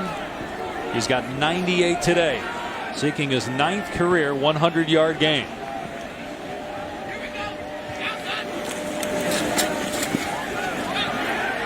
And Days bounces off of a tackler, gets to the 45. He's got to bring up 3rd down and 4. He's over 100 yards now. Greg, in these situations, we're seeing all pistol formations for Finley. Is that easier than just being under center as a quarterback when the ball's this wet? what it does is it allows Days to get a little bit more momentum towards the line of scrimmage. Shotgun under center, it's equally difficult. But putting him in the pistol as opposed to beside the quarterback in the shotgun set does give him more forward momentum as he reaches the line of scrimmage. McClendon going to throw it to Days out in the flat. Makes a cutback move and is short of the first down. Coney on the tackle, bringing up 4th and 1. If you're NC State, you go for it here, don't you? Or do you punt it with a 7-point lead? It's like they're thinking about it. The punt team was ready to run onto the football field. I kind of like going for it here, Mac. Because it's tough to handle a snap, make sure you get the snap kicked. So I understand if they were to go for it, but looks like they're going to play the field position game because their defense has been playing very well these last couple drives. The last 2 long snaps by Tyler Griffiths have been off the mark. And A.J. Cole did a good job to make sure there wasn't a fumble on either of them.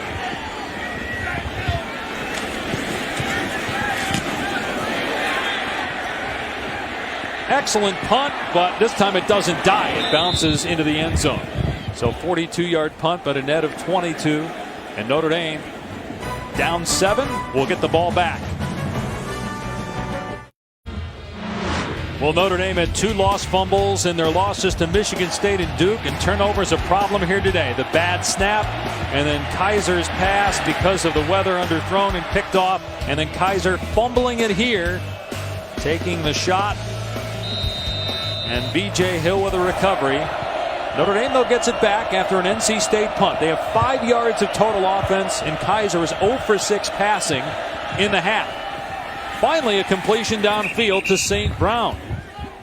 That's the longest pass play since the first half for either team. And as you're on the sideline for this Notre Dame team, you're telling your offense, look, we're 1 score back. All we need is 1 drive here. It might feel insurmountable, but really it's just going to take a couple of plays to strung together to be able to get right back in this football game. Snap a little high. First down run, though, for Josh Adams to the 33-yard line.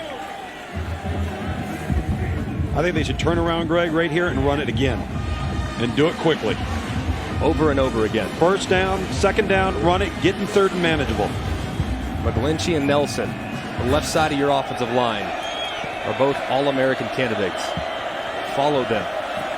Notre Dame averaging less than a yard per play on first down. And Adams stumbled that time and did not get back to the line of scrimmage. 2nd and long. And the play caller for Notre Dame is Mike Denbrock. He's the associate head coach and wide receivers coach. Mike Sanford is the offensive coordinator.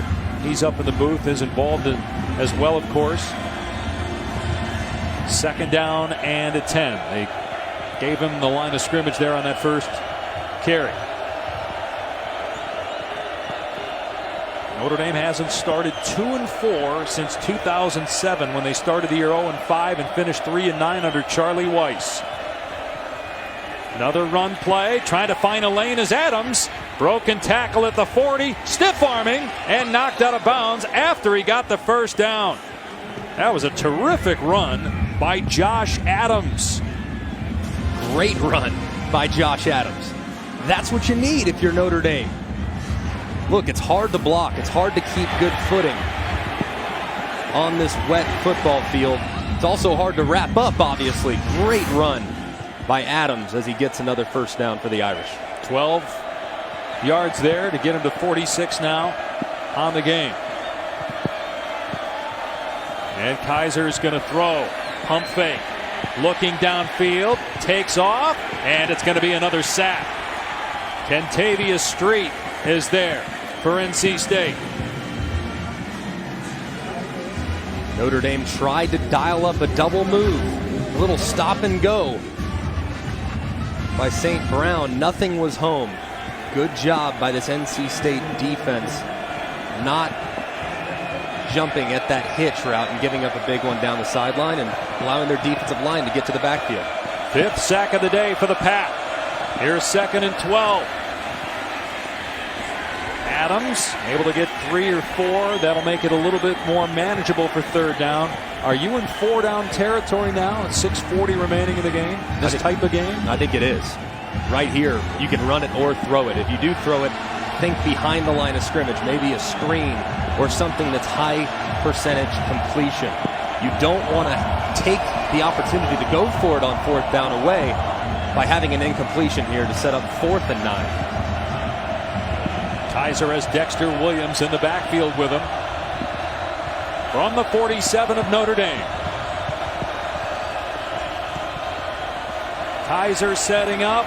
Everybody covered, so he takes off, gets drilled, comes up short of the first down as Moore pops him. But he did get about 7 yards, so 4th down and 2, and it looks like the Irish will go.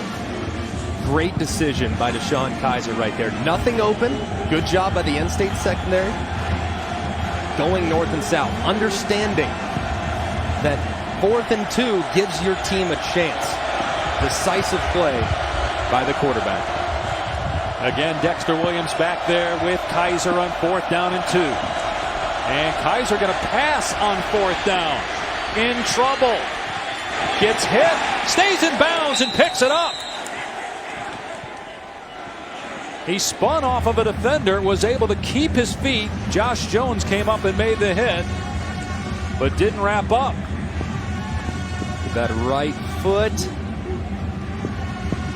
That angle, it looks like he might have stepped on the line. Very, very close right there. And again, ruling in the field is that he's inbounds. Play is under further review. I agree with you, though. It looks like he stepped out there with his right foot. That would give NC State the ball if this is overturned, because clearly there he was short of the line to gain. Guys, if you look at the sideline of Notre Dame and look at the player on the sideline that is watching DeShone Kizer spin around and watch his reaction.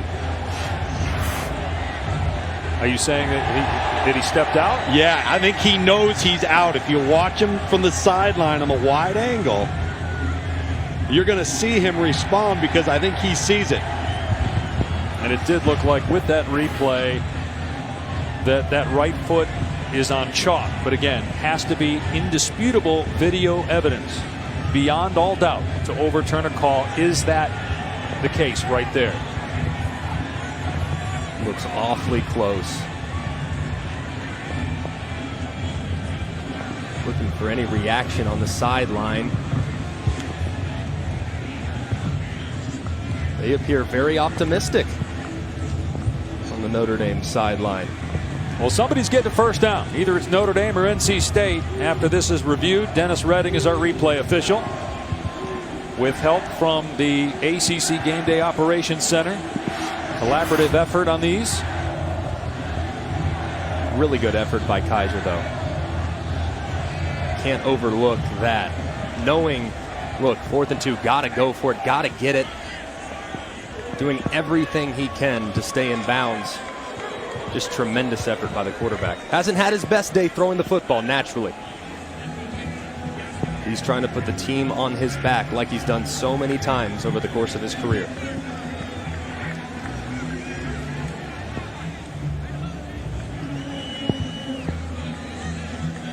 Quite different from what we saw from Notre Dame last week, where they scored, 23 points in 5 minutes. Obviously the conditions were different, but the bad weather, rain, wind, mud, it'll get the best of great players like Kizer.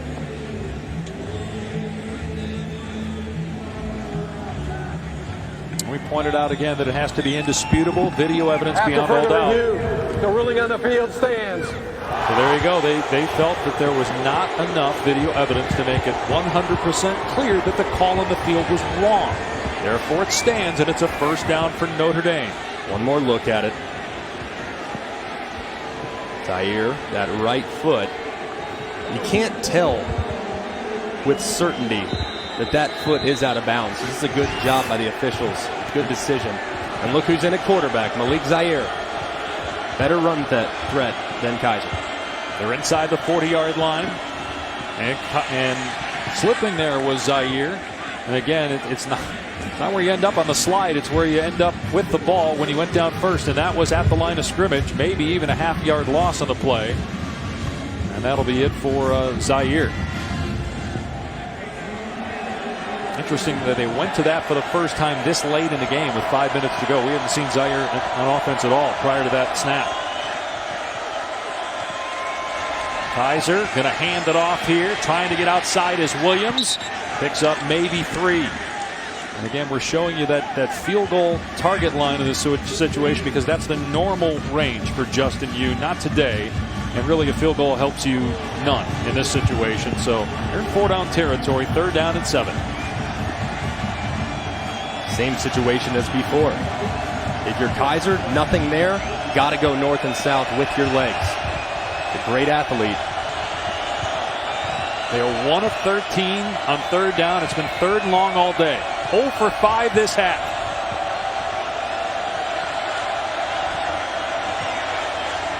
Kaiser in the pocket. Everybody covered, so he takes off and is short of the line to gain. Moore with a tackle. 4th and 1. It would be about a 53-yard field goal from here. And again, a field goal really doesn't help you. So they're going to go on 4th down. Another good decision by Kaiser. Nothing there downfield.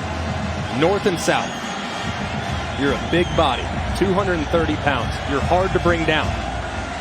Don't be afraid to use your legs in this situation. Wouldn't be surprised if they give it to him on a run again.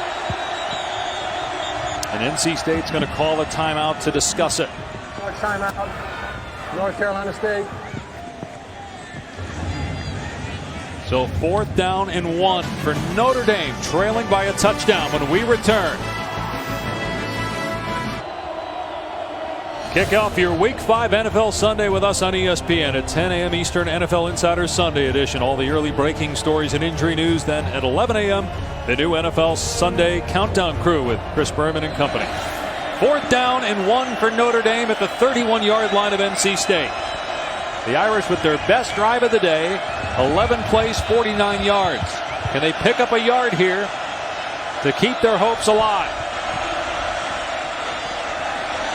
It's a handoff, and getting close is Josh Adams.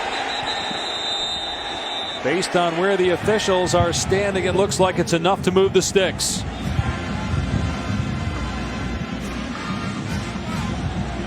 They're going to measure, but it looks like he got it.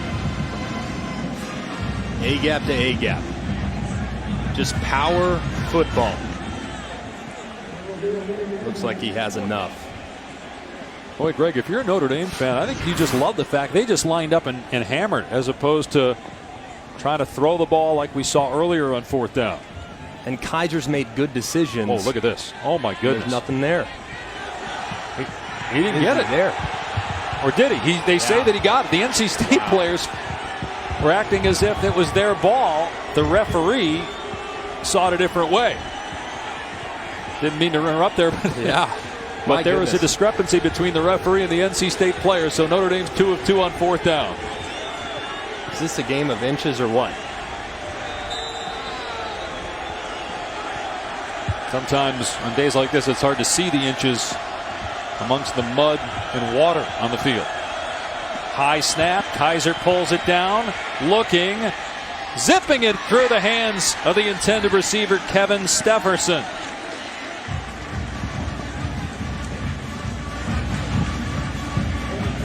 As we mentioned, this is the best drive of the day by far for Notre Dame. They had a total of 53 yards on their first 12 drives. 49 here. 2nd down and 10. We've also seen 10 fumbles today. This has been the craziest game I have ever seen in my life. NC State looking like going to bring a corner blitz here with Mike Stevens. Here he comes. Kaiser throws. Wide open man inside the 20 is St. Brown. The blitz was picked up, and it's a 12-yard gain and a 1st down for the Irish.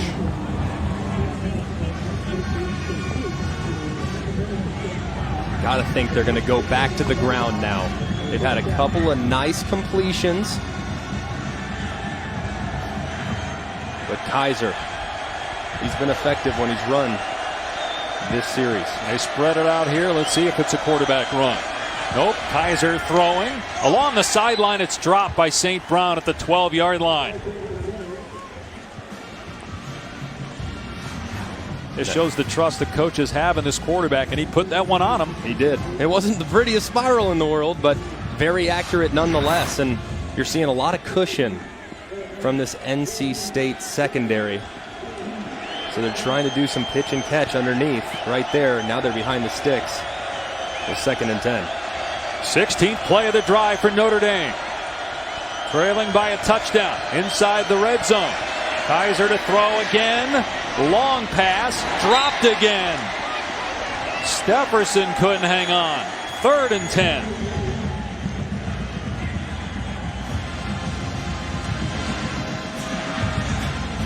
Notre Dame likes what they're getting right now with some of this 5-wide formation.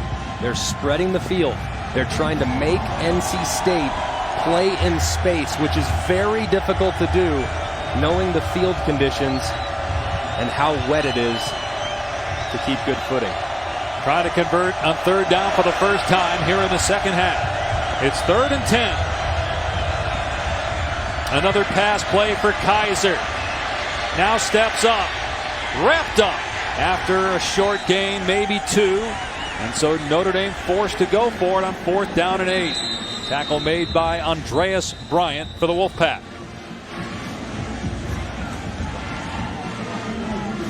So a timeout taken by Notre Dame. 4th and long when we come back. Tonight at 7 Eastern on ESPN, number 1 Alabama is on the road at Arkansas. We saw Bama last week. True freshman Jalen Hurts. He is a player, and he's already won at Ole Miss. Is this a bigger challenge going to Arkansas? This is a tough spot. 2 years ago, Alabama won that game 14-13 in their last trip to Fayetteville. The Hog fans will be ready to welcome the Tide to town once again. Justin Yoon warming up in case there is a touchdown. 4th and 8. Notre Dame 2 of 3 on 4th down. Here we go. NC State looking like it's going to bring some pressure. Kaiser changing things up. Plenty of time on the play clock.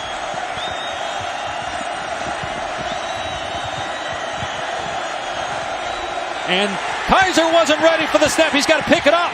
He has to pick it up and throw it. Instead, he's drilled. He gets rid of the pass. It's a forward pass that's caught by a lineman. That's a penalty flag. And NC State is going to take over.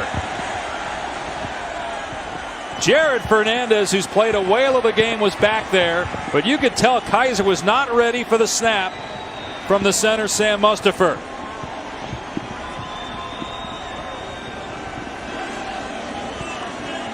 And he is getting an earful from head coach Brian Kelly right now.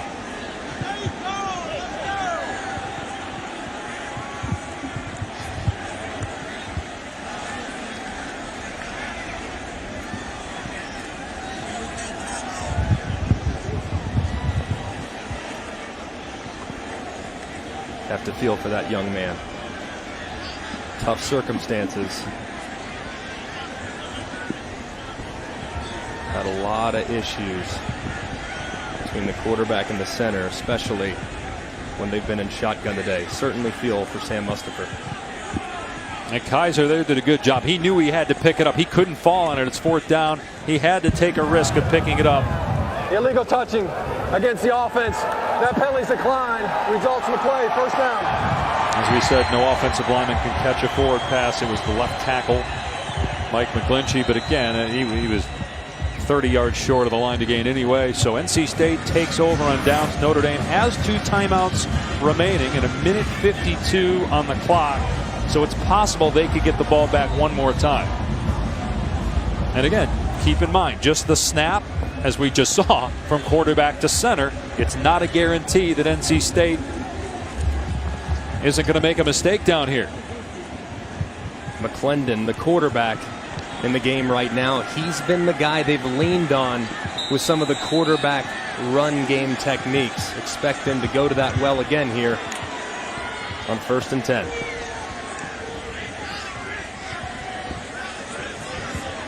Out of the shotgun is McClendon. He'll keep it. Breaks a tackle and picks about 8 yards. Onwalu on the stop, but that's an excellent first down run for NC State. Notre Dame going to hold on to the timeouts right now.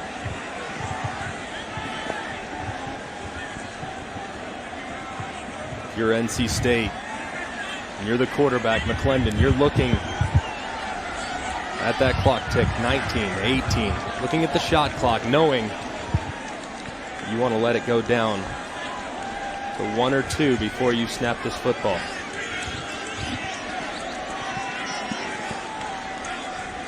On 2nd and 3, it's Days bouncing to the outside. He got the first down and more. Days to midfield. Matt Days, a spectacular read that time to cut to the outside, get the first down, and maybe the win for North Carolina State. The clock is running when they reset the chains. I'm surprised Notre Dame didn't use a timeout. Guess at this point probably wouldn't matter. This is going to be the 4th loss of the season for Notre Dame, and the Wolfpack will improve to 4-1 with a date at Clemson next week. Now they go under center and take a knee. Now Brian Kelly calls a timeout.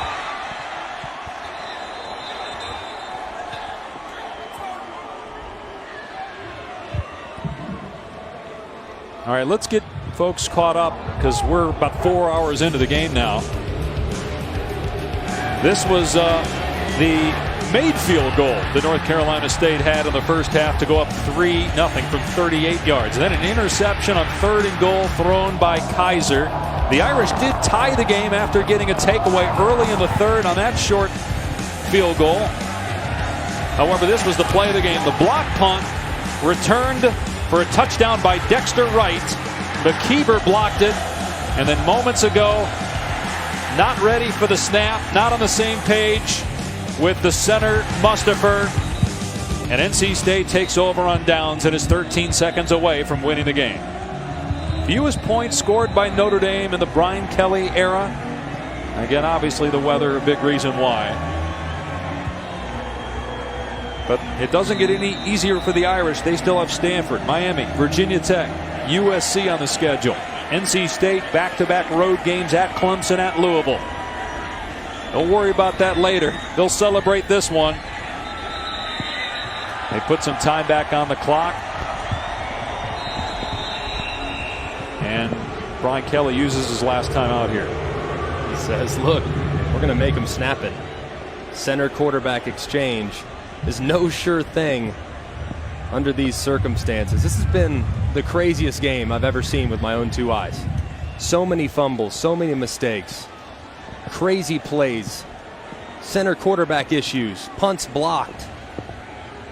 It's had it all here in Raleigh, and a gutsy effort by both these teams. Difficult circumstances. They did the very best they could, obviously under those circumstances. Bottom line, Greg, is that these guys, NC State Wolfpack, they handled these conditions better than Notre Dame did. They made fewer errors than Notre Dame did. That's what it comes down to, Luke, in a situation like this. Who makes the fewest mistakes? NC State will be victorious today because they did not make the same amount of errors as the Irish. They get the snap to McClendon. He takes a knee, and the game is over. NC State knocks off Notre Dame.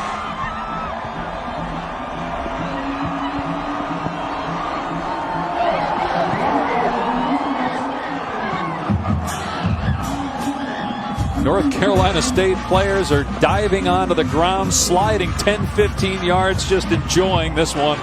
I bet Coach Doran's pretty happy. He's standing by with Luke. Well, Coach, just about everything you could possibly imagine that you don't want to play in football happened today, and the bottom line is your kids handled it better than they did. Describe their focus throughout the week in getting this victory today. Well, we've said all along, we can beat anybody if we don't beat ourselves. And our guys got a lot of heart. They're tough. I I love them to death. Really proud of them. We controlled the controllables. We didn't let the variables that we don't control get in our lives today. That's why we won. From a defensive standpoint, I know you have a defensive background. How proud are you of this group? It was unbelievable. It didn't matter what happened. Put the ball down, let us play. Let's go get it. They got big hearts, man. I love them. Go enjoy it, Coach. Thank you very much. Go Pack. NC State knocks off Notre Dame. 10-3 is the final score. Everybody that root for the Wolfpack enjoying this despite the elements. We head you back to the studio after these messages. So long from Raleigh.